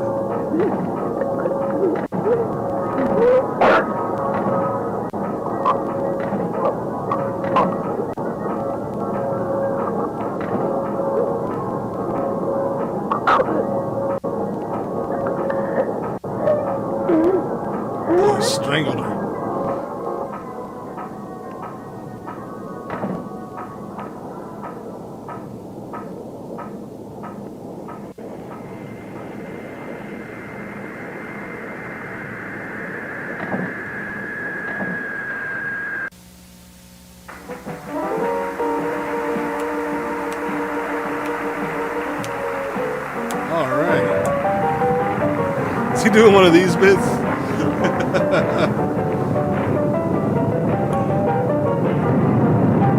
Oh shit, is this where he kills the kids drunk?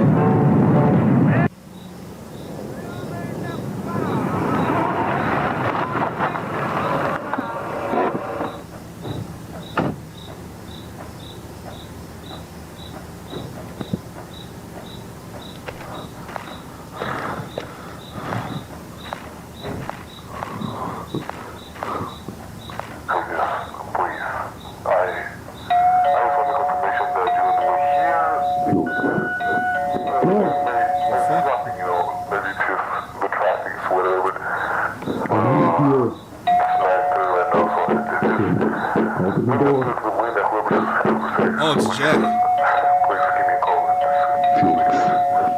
Felix! Open up, open the fucking door! Because Felix killed his fucking kids driving drunk. He's pissed. Please open the door, Felix. Please open the door. Felix. Felix! Like some Coraline shit. Hey, what's the deal, Felix? Come on, Wood. I told you What's the deal, Felix? I told you 9 p.m., please. What's the deal with these dead kids? Just tell me that. I know you're here. If this is some prank you're trying to pull, I don't find it funny, so please. Don't make me drive. The Stalker. Felix, if you do anything to those kids, I'll fucking kill you. The Stalker. If you remember this door, please open the door. The Stalker. That's what that reminded me of.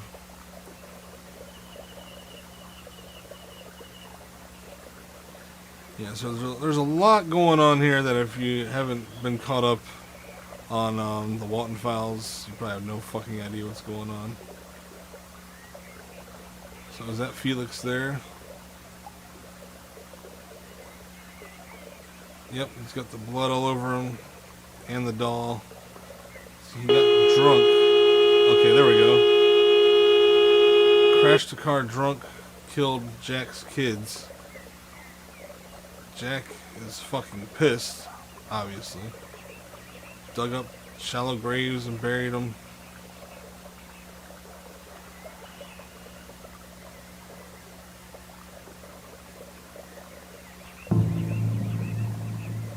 Blood on their backpacks. Hydrate.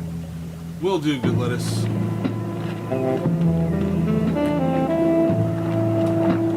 I got some like Twin Peaks sounding music, some like Lynch type shit.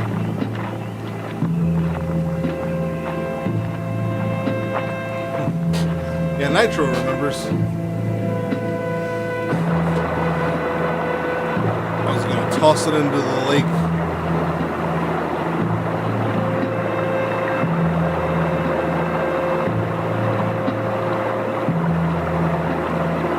Yeah, well, at least you're having a good time, Misfit. This looks like it's a very lore-heavy video, not a bunch of scares right now.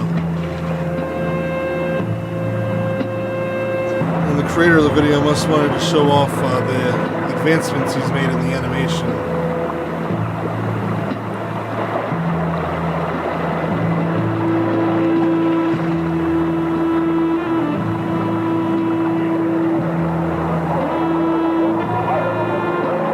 Do it! Jump, pussy!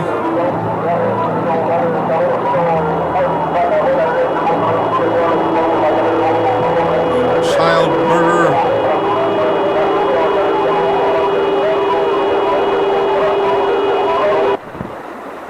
Fuck you, Felix.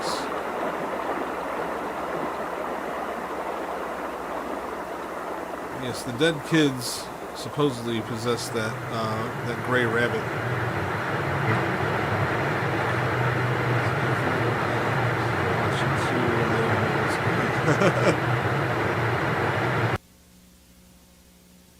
May 5th. Felix cranking his hog. 3 days after the accident. I haven't been able to sleep since last week. Oh yeah, I wouldn't think so. I finally told him what happened. It was in my office. It was the longest hour of my life. The most painful conversation I've ever had. Pain in their eyes, the anger. They both hate me now. And I don't blame them. I have no idea what's going to happen to me now. My life, my business, everything. You're going to jail. But the fact they're still buried down there, it haunts me every night. It's eating me up inside.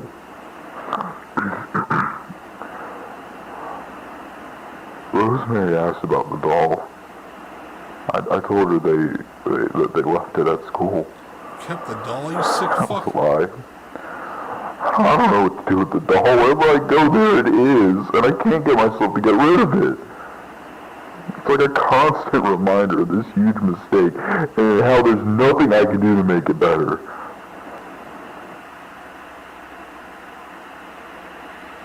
So is that them peering in the window, the kids? That's gotta be, right?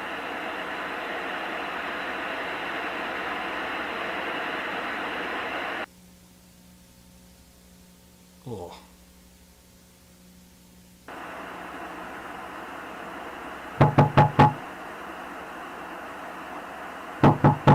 What? What?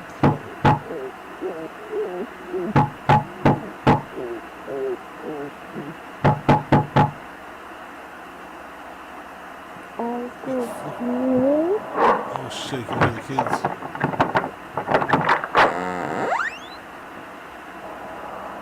It's the doll.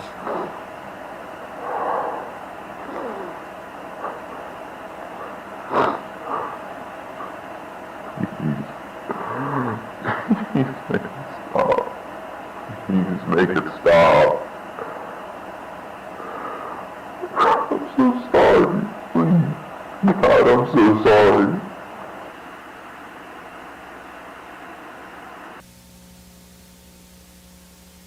He's gonna go loony.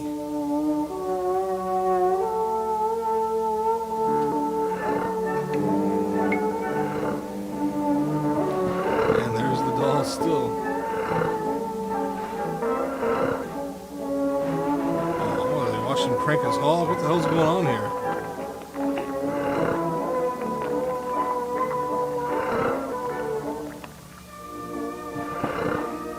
Oh, it's Bond. Oh, after he killed that bitch, I got it.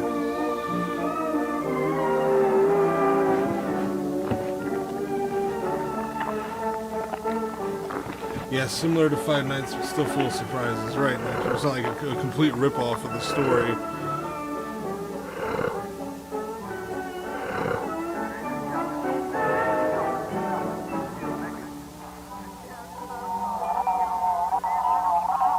Essentially, the kids are watching their father murder all these people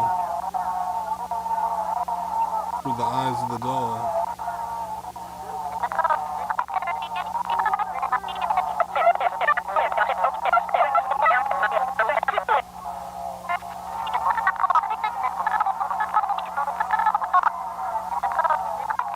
You saw what he did to her? He hurt her. He made her bleed. I don't want her to be hurt anymore.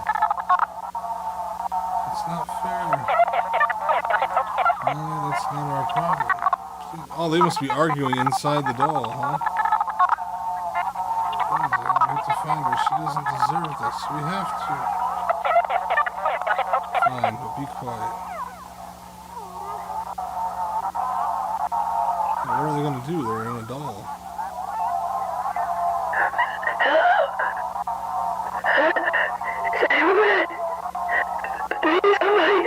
What the fuck is that?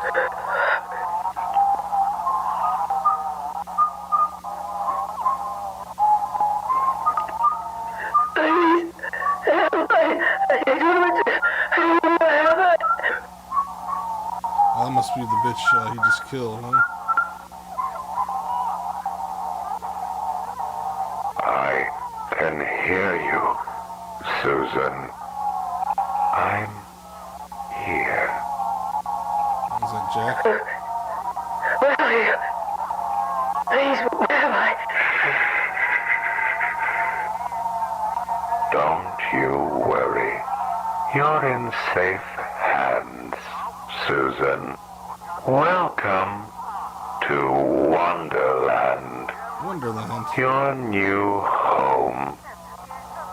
Isn't it beautiful? Beautiful. Am I Dead? No. Not yet, at least. Your heart is still beating, but your body is now functionless. Susan, yeah. Out there, you're slowly suffocating. But here, you're safe. The spirit doesn't pass on quite as fast as the body does. Susan. I would know. Susan Boyle. Oh, where are my manners? Pleasure to meet you. My name is Bomb, and you're Susan. I've had my eye on you. I know you very well. Smoking a bowl in the dark, and I my tell you friend. motherfuckers, I ain't never scared. I thought you were streaming soon, like Nobel. to fix things, isn't that right? Well, so do I. Wouldn't you like me to fix you? What are you talking about? It's like an audio blare. Perhaps I could help you. Here, a gift. Take a look inside. It's my dick in a box. I don't understand. That is the new you. A wonderful gift that will eventually become your new body. Just like a beautiful butterfly bursting from a cocoon. You will be reborn. What does this mean? You don't have to listen to me. That is up to you. But what other choice do you have? A spirit can't survive without being tethered to a vessel. I know you're scared. I was too. Bond's recruiting his Everything animatronic will animal be army. okay. I don't. Apologies for what I had to do to you. But look, the hard part is over with now. Besides, you can't make an omelet without breaking a few eggs.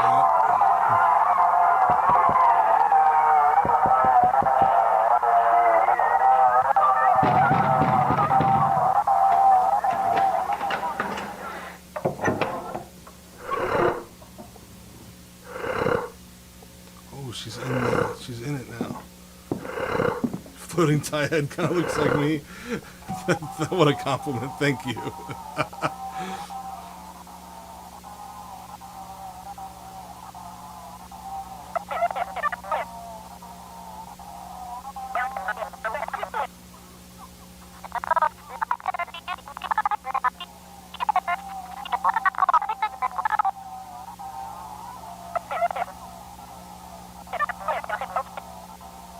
Oh shit, the kids tried.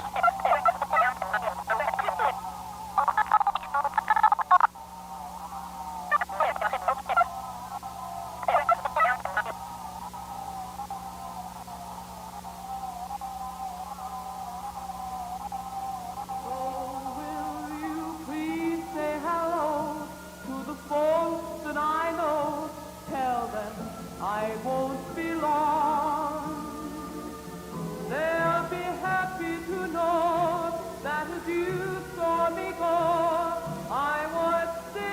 this, but this is more like a lore one than any kind of scares or things like that. I put some pieces together for me, but I've been following this shit for a long time. Oh, you talking to Noblog about the fucking psyche test? That turned into a fucking, like, bad trip nightmare? Yeah, that one was fucking wild. And I got one more. Hopefully I'll give Noblog some time to set up his stream. And then we'll raid into him. This is Shy Shiloh. This is the newest from Nick Crowley. He just uploaded it today. You know, I'm really bored. I wonder if I got anything to do. I know what I can do. This is October 2011. This is the darkest YouTube channels, by the way. Flyers are placed around the small town of East Dubuque, Illinois, asking residents for their help in finding a missing 14-year-old girl named Cheyenne Kircher. A well-known member of the community with a notoriously troubled home life, it was perhaps unsurprising when her family woke to find the girl had vanished, leaving behind just a single note stating, "Mom and Dad, you haven't done nothing wrong, but by the time you get this letter, I will be gone. Don't worry about me, I will always love you. You won't find me because I don't want to be found. So at last I say goodbye. Love, Shy." The handwriting was hers, and most importantly, forensic analysts determined that it was not written under any sort of duress, leaving Cheyenne's case rather clean-cut.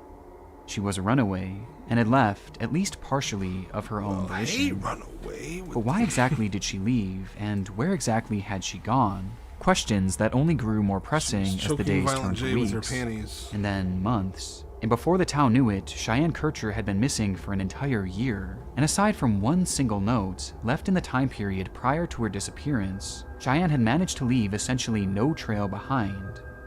That is, in the physical world at least. Hi everybody, this is the new profile of Shy Shiloh.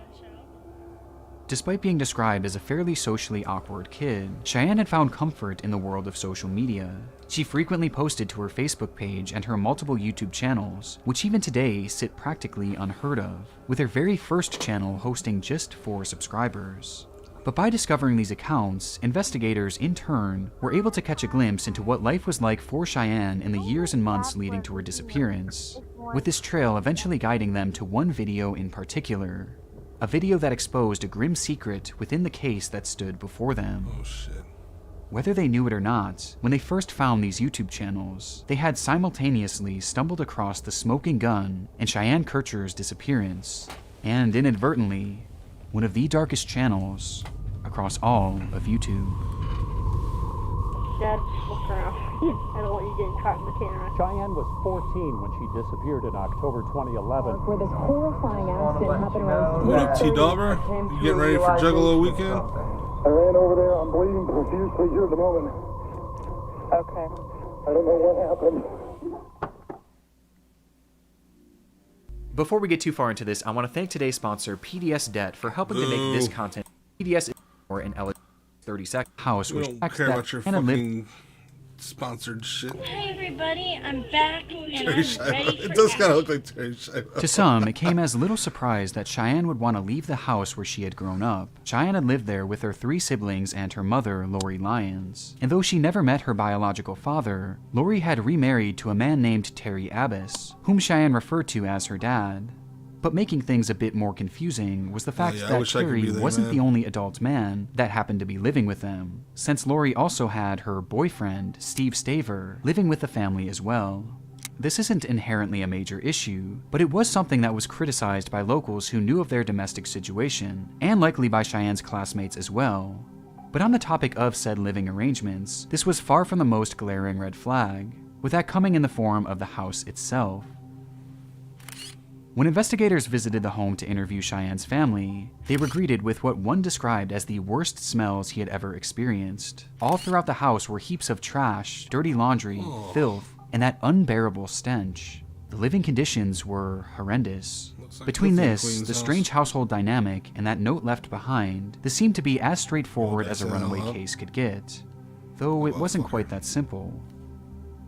When police were searching around the home, they realized that Cheyenne had left behind her cell phone, which she was supposedly glued to at all times. But even stranger, she had left her jacket, as well as her shoes, which seemed bizarre considering that winter was quickly approaching and temperatures were hovering around freezing at this point. So the idea of leaving the house without either of these items made little sense at all, hinting to law enforcement that there may be more to this story than what meets the eye, prompting them to begin poking around her history.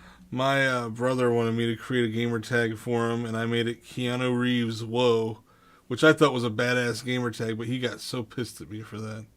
But I wish I had that gamer tag, Keanu Reeves Whoa. History on social media.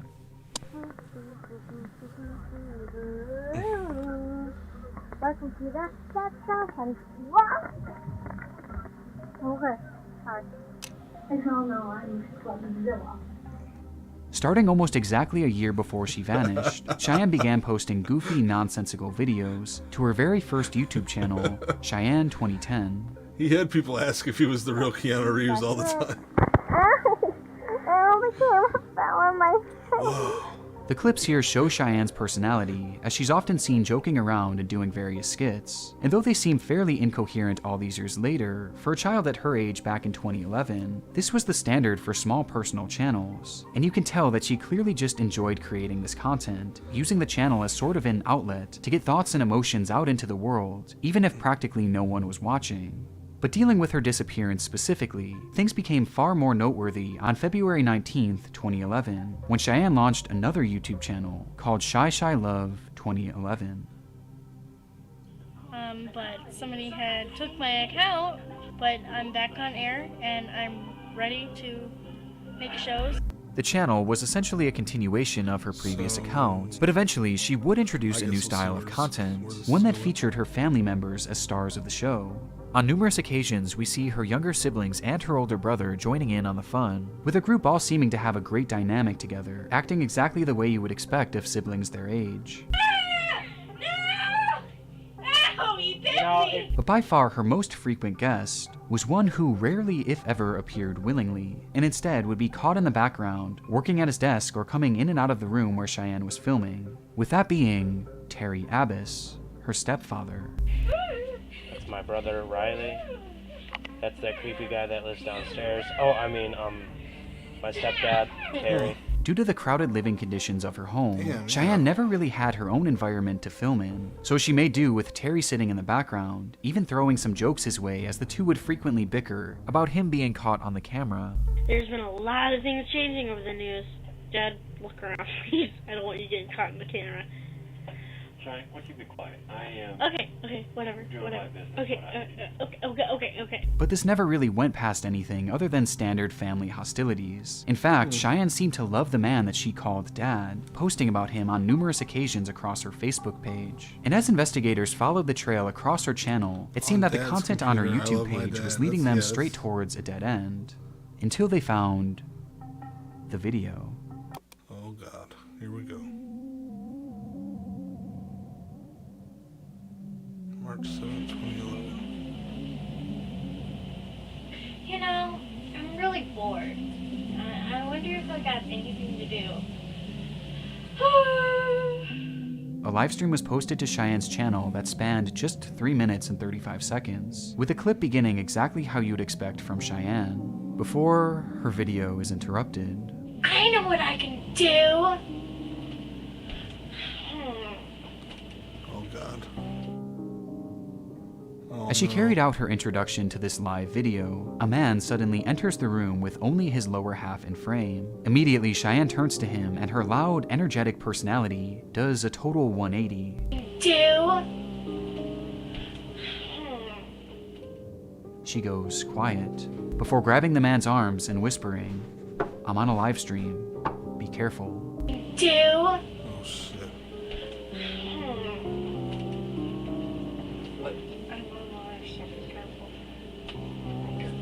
The man acknowledges this with a simple okay, but then proceeds to grab her by what appears to be the neck. This causes Cheyenne to yell stop before falling onto the bed and snapping back into her comedic personality. Stop!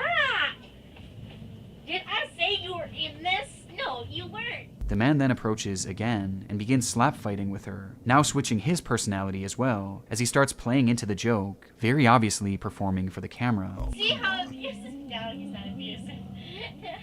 No, stop! Yes, I am. I'll pull her out. No! Alright, this is weird. See what I have to go through every day? The man then leaves after exchanging a few more words, and Cheyenne continues the video as usual. Man, I don't know what you were going to do today. Can any of my viewers tell me what should I do? Is that Michael Jackson on his shirt? This would be the last video Cheyenne Kircher would ever upload to YouTube, and months later, she would vanish, never to be seen again.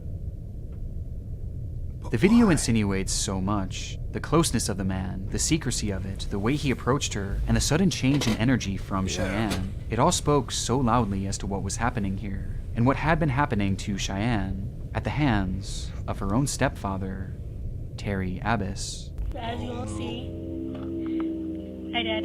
Dad, look around, please. I don't want you getting caught in the camera. That's that creepy guy that lives downstairs. Oh, I mean, my stepdad, Terry. No, not Cheyenne's home normal at all, life truly was troubled, even more so than detectives could have ever imagined, as they began uncovering stories where Terry had supposedly been spying on Cheyenne in the bathroom, with these accounts eventually growing more and more heinous, as it was eventually alleged that Terry had begun with this moment captured on Cheyenne's livestream, likely being the attempted start of another attack. Only this time, Cheyenne was saved by the camera, if only for a moment. So with this, investigators called Terry in to speak with him as to what really led to Cheyenne going missing, already knowing at this point that he had likely been for years now. And as Terry sat down for his interrogation, it would not take long for the truth to reveal itself. Well, you got your man. Hey, you got Terry Abbas. Cheyenne is not with us. She's gone. Before I knew it, I was standing over a body. Last thing I remember, my head was over her neck for some reason. Just over her neck and doing what? Squeezing, I guess. Oh, what the f... As Cheyenne began to grow older, Terry knew that the things he had been doing to her were at a greater risk than ever of being exposed to the world. And Terry didn't trust her to keep that secret, so he had to take care of things himself. One night, he would go into the woods behind the family's home and begin digging, carving out a large hole multiple feet below the surface, the perfect size for a body. The next morning, he would then lure Cheyenne outside of the house under the guise of playing a game, and once they were sufficiently away from the home and covered by thick brush, he wrapped his hands around her neck and began to squeeze, ending her life right then and there before proceeding to bury her body in that pre-dug grave. But if this was the case, then how do you explain the note? Well, to show just how premeditated this all was, about a month before she had vanished, Cheyenne was told by Terry that they were going to pull a prank on her mother, one where she would pretend to run away, leaving behind only a note. But rather than going through with the prank, Terry decided to instead keep that note for a later date, thus giving him the perfect decoy to take any suspicion off him once he carried through with the murder. Terry Abbas was eventually sentenced to life in prison, where he will rot away for the rest of his days. The context of it all makes the videos across her channel that much more unsettling, with the worst being that final upload. But what's perhaps most disturbing is that this was just one brief moment in what was likely a constant stream of abuse. And it's absolutely heartbreaking to think of all that Cheyenne had to endure when the cameras weren't rolling. Yeah. Okay. Bye. Poor kid.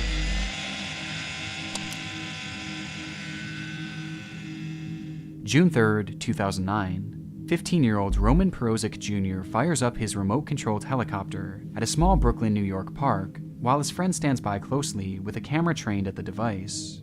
For many, RC flying is viewed as nothing more than a recreational activity, but for Roman, this was more than just a hobby. It was his life, and his passion and practice gave him the ability to perform tricks that, to an outside observer, seem utterly impossible.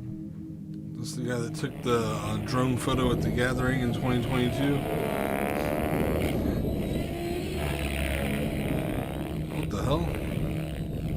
That's pretty impressive, actually. Holy shit. When Roman's helicopter was in the air, it was as if gravity itself failed to exist, performing stunts that seemed to defy physics, turning the craft sideways, zigzagging it backwards, even upside down in a completely unnatural manner, before stopping it on a dime with expert precision. On YouTube, you can find traces of his work all over, with many videos being posted by various amazed observers, along with clips posted to his own 2 YouTube channels, with this initial upload being his first introduction to YouTube. Through his videos and various public showings, Roman was already becoming known as one of the most compelling pilots in the entire community. And despite his youth, this actually isn't as surprising as it may seem. Flying was in his blood. His father, Roman Perozic Sr., was a passionate RC pilot himself, even founding and leading a New York City-based club for fellow RC enthusiasts. Over the years, he would teach his son all there was to know about this unique sport, with the two often traveling and competing in various events across the country, and flying recreationally together nearly every single weekend, documenting many of these outings across the Roman Perozic Jr. channel. But while it's easy to appreciate the talent involved with flying in such a manner, there was an element at play with these tricks that is easy to overlook, especially by simply watching the videos. With that being, the element of danger. Oh shit, did he get sliced Unlike up? most RC helicopters that you would expect to see in stores that are mainly geared towards children, the device that Roman was flying is much, much bigger, with the craft measuring in at nearly 3 feet long, featuring blades of a similar size that were made entirely out of carbon fiber. These devices were large and, most importantly, powerful, as it's estimated that this specific craft Roman was using could reach speeds of up to 60 miles per hour, while the blades themselves spun at speeds of over 250 miles per hour, rotating 4,000 times in just a single minute. This craft was not a toy, with pilots online likening it to a flying lawnmower. And with that context, it does make these videos a bit more nerve-wracking, as Roman can be seen flying dangerously close to himself and others on numerous occasions. But of all the various stunts he'd perform, there was one that was by far the most daring. For the trick, Roman would flip his helicopter upside down, managing to keep it in the air all the while, before shooting it upwards as high as it could go, and when it was just nearly out of sight, he would then cut the power, causing the craft to free fall to the ground below, only for Roman to fire it back up and catch the device right before it crash landed. Throughout his channel, I could only find a few examples of him performing that trick, likely due to its high level of danger not only for this expensive machine, but also for himself and the others around him. Though on the 6th of September 2003, Roman decided that it was time to give it another try. That day, Roman had been visiting the Calvert Vaux Park, his favorite flying spot in the entire city, where he would fire up his helicopter and begin his usual run of tricks. Beside him was his father and 4 close friends who looked on as Roman executed yet another flawless run, and riding that momentum, he was ready to tackle his toughest stunt. Only there was a slight problem. According to one of the young men watching on, something strange began happening with the device. There was something wrong with the helicopter. I've seen many of Roman's videos. I was looking at the helicopter as it took off and had noticed strange oscillations. There was an imbalance somewhere there. Something was off slightly. It was minute. Whatever was happening with Roman's craft seemed minor, so much so that Roman himself didn't even notice it, or he didn't think that it would cause any issues, as he decided to perform the final trick anyway. And so he flipped the helicopter upside down, raised it up to the bright sky above him, and took his thumb off the controller. The helicopter then fell limp in the sky as it began its rapid plunge below, with Roman, his friends, and his father all watching on as it grew closer and closer to them. Before, he slammed his finger back on the control stick and fired up the rotors to catch the craft. Only he did so just a second too late. Well, Christine, we are at Calvert Vaux Park, where this horrifying accident happened around 3:30 this afternoon. And it's where Roman Perozic and his friends came on a regular basis. But today, Perozic's flight, it took a horrible turn. Roman Perozic was out in this field on a picture-perfect Thursday, flying his model chopper, when it came crashing down, the blades slashing his throat and killing him. The guy was flying the helicopter and went out of control and it decapitated him. Officials say Perozic was out here with 4 friends. They all witnessed the horrifying crash. It's not fully understood what exactly happened, if it truly was some sort of mechanical issue, the wind speed, or if it was simply mistimed by Roman. But despite the helicopter turning on and its blades nearly instantly reaching their full speed, the craft was not able to stop in time to avoid a crash landing. And although the weather was clear and sunny that day, a strong breeze had pushed the craft towards Roman as it fell, meaning that instead of crashing on the grass in front of him, the RC helicopter instead would crash directly into him. The blade first struck Roman's face, impacting with such a strong force that it nearly cut his head clean in half, before the blade would then strike his neck, partially decapitating him. All the while, his friends and father watched on in horror. Oh, fuck. Within a split second, Roman Perozic Jr. was dead, killed by the very sport he loved so dearly. At least he died doing what he loved, you know.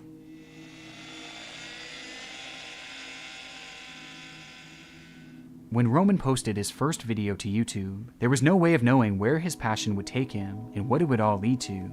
And at this time, it's evident just how dark this channel has become due to the backstory surrounding it. But there's also another perspective here to consider, as through the darkness, there's actually something quite beautiful about his channel, as thanks to it, his incredible work has been forever immortalized. And despite Roman's death, his passion for piloting RC helicopters and his extraordinary skill will live on and continue to leave people amazed for years to come.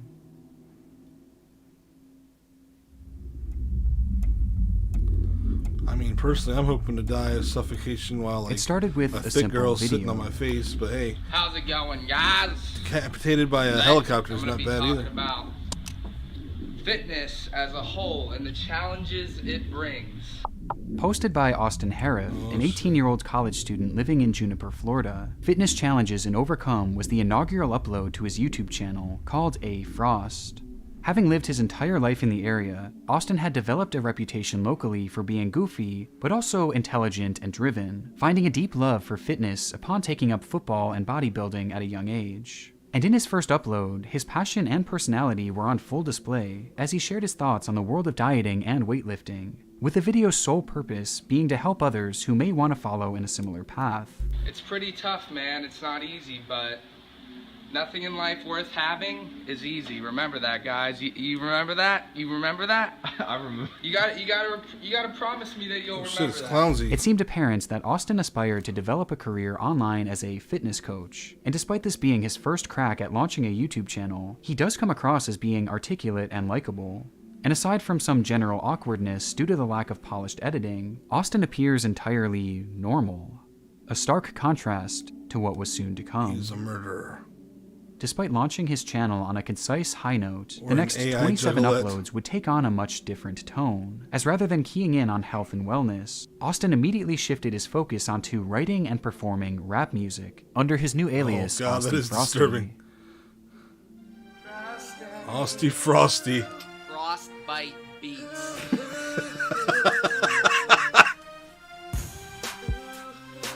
Look, fucking Bart Simpson though.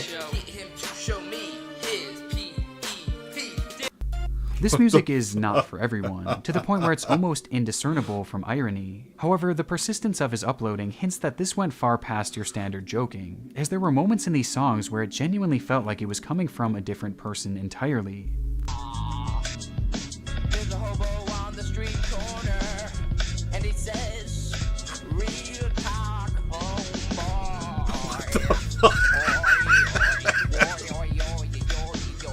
Someone who seemed somewhat disconnected from reality, as hinted at further, when he eventually returned to the camera's forefront.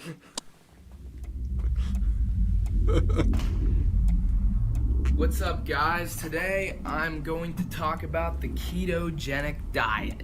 Oh no, After his run of consecutive music uploads, Austin began appearing on camera yet again, where his once articulate and well put together self began moving and speaking more sporadically. And other low-starch vegetables like spinach. With my baby, with my baby, yeah. What the? Get hoes, get money, get big, get suits, fly planes, run train. I'm a man. Even his editing began to change, What the with hell's unusual going on? clips being interjected for no discernible reason. Ketosis helps your body get into this caloric deficit. Cutting carbohydrates may sound difficult, Even given the way to small sell the sample keto size, diet. it was clear that Austin's behavior was changing. And although traces of this changing persona were starting to be seen on his YouTube channel, this behavioral shift was far more evident for those who knew him personally. Starting around the time that the A. Frost channel had launched, Florida Austin's man once strikes fun-loving again. personality became cold and hostile to those around him, which was mainly due to the fact that Austin began to experience what he would later call visions. He would turn off his lights to go to sleep at night, only to be met with the sight of demons and monsters who would approach him from the shadows. And soon, these creatures began appearing everywhere he went, especially in the darkness, prompting Austin to stop sleeping, as he grew paranoid of what these things might do Gotta to be him. drugs or something. As a result, his mental state fluctuated even more, and he soon thought that perhaps he was a divine being himself, a god of sorts, maybe even Jesus Christ. His descent was jarring and extremely concerning, So he's the and at the next rate he Charles was Manson. going, it seemed certain that something was bound to snap.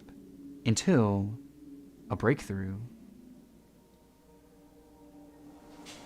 I came to a realization of something. I Some no fucking longer want to clothes on, follow Arnold or any other bodybuilder. I want to follow myself, you know? I want to actually believe in myself. In his video entitled What I'm About in Bodybuilding, we see a side of Austin that hadn't come through since really his very first upload, as he sits down in front of the camera and just lets loose, speaking candidly about his fitness journey and the path that he was on. I just know that they're not me, you know? I know what's right for me. I don't need drugs. I know that they can change me. Yeah, because you've been But using the thing them. is, that's not being healthy, you know? Being healthy is what's natural, you know? He spoke of wanting to do things his way and how he was striving to be the most healthy version of himself, both physically and mentally. It's almost shocking how calm Austin seems here, just based on his prior uploads. But despite appearing like a positive sign on the surface that Austin was perhaps finally getting the help he needed, there was still an air of uncertainty to it all. And there was really no way to know at the time whether his demeanor in this video was a sign of better. Oh shit. Peace out. Peace. What's the incident? Or worse things to come. It's like watching Lost. What's the incident? On the afternoon of August 15th, 2006, Austin had joined his father and his Only father's healthy and natural girlfriend moves out for here, a nice exactly. dinner, with the family taking their seats and waiting to place their orders. But Austin wanted no part of it, as he sat there silently, his mind stewing all the while, until he just couldn't take it anymore. For some reason, it was all just too much, and he stood up and left the establishment without saying more than a few words. Outside, he began to walk, then jog, and then run, sprinting in the direction of his mother's house, who lived nearby. He barged into the then empty home and felt the overwhelming urge to chug the nearest liquid he saw, but it wasn't alcohol or bleach. anything close. No, it was vegetable oil, as he guzzled down nearly a full bottle of it before leaving the home and heading back towards the restaurant, this time confronting his father, yelling and even attempting to hit him for no apparent reason whatsoever. Once more, he just couldn't take it, and he fled the restaurant again, as his mind felt as if it was crumbling with each passing second, until he got outside and was met by the sight of something utterly horrific. It looked like some sort of creature, standing there just staring at him. He screamed at the top of his lungs and began sprinting away into the dark night. He ran as fast as he could, desperately calling for help, desperately looking for help, until he saw a bright light in the distance. Salvation, he thought, as he sprinted towards it and then directly into the light. The incident. 911, you need fire, police, or medical. Please, and medical. Don't open that. Don't open that. Fire rescue, what's your address? Young man, a woman, across the street. Okay, are they outside or in a house? It's in a garage.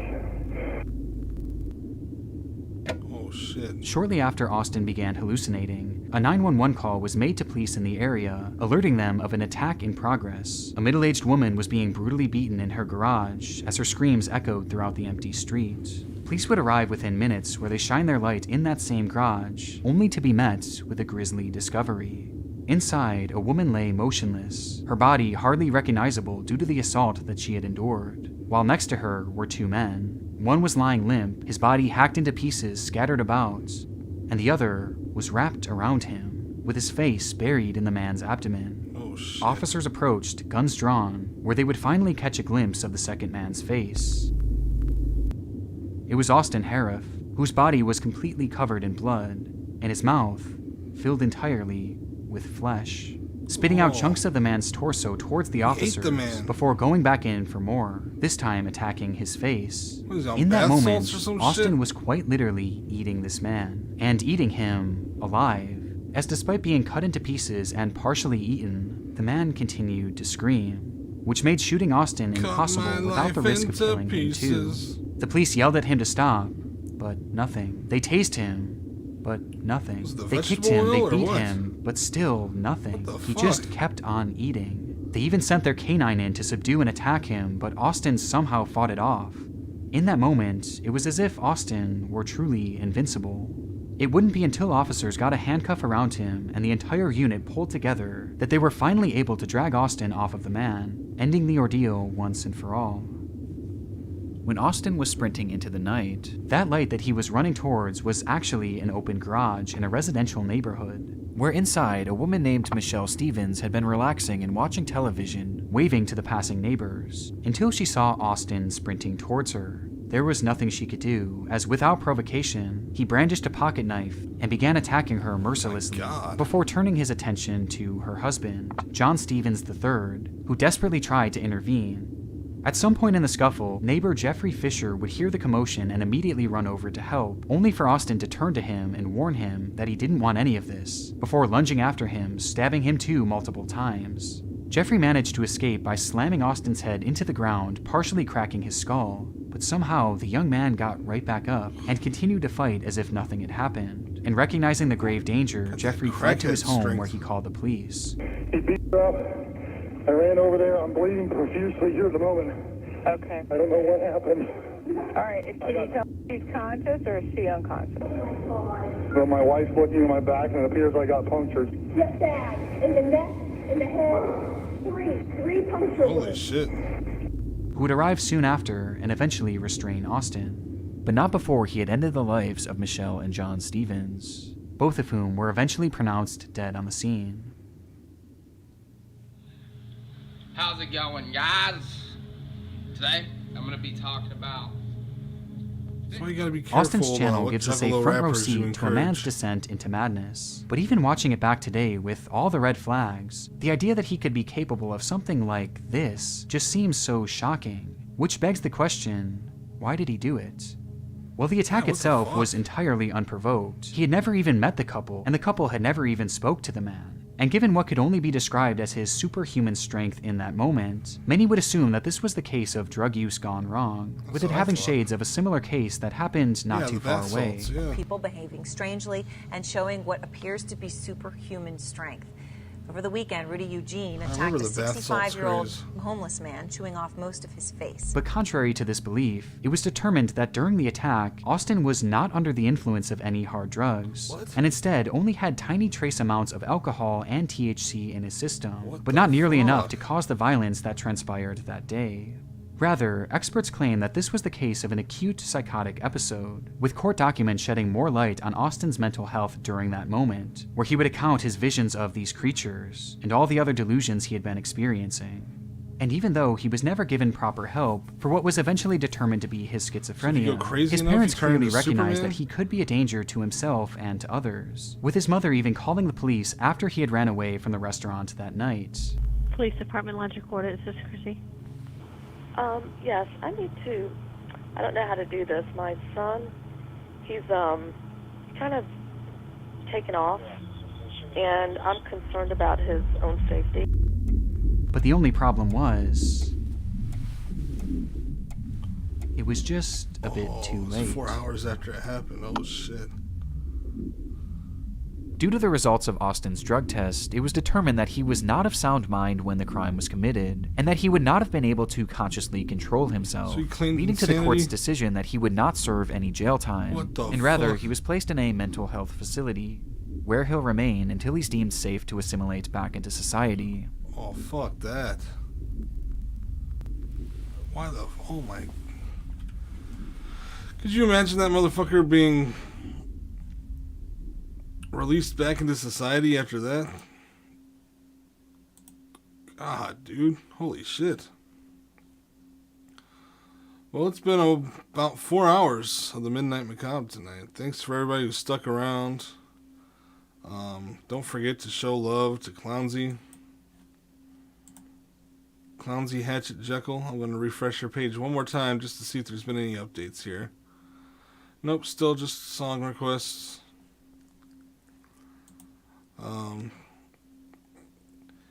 Yes, it's a wonderful, wonderful world of whoop whoop. Good lettuce, thank you. If y'all want to stick around, it looks like Nilbog's on now. I believe he's doing a stream where he's playing with Legos in his basement. I mean, if you're into that sort of thing, let's check it out. No, I got love. I got nothing but love for Nilly Bubba. We're going to go ahead and raid into him and check it out, see what he's doing.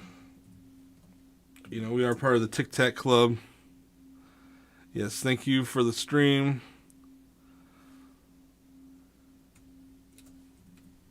Or thank you for watching my stream, I should say.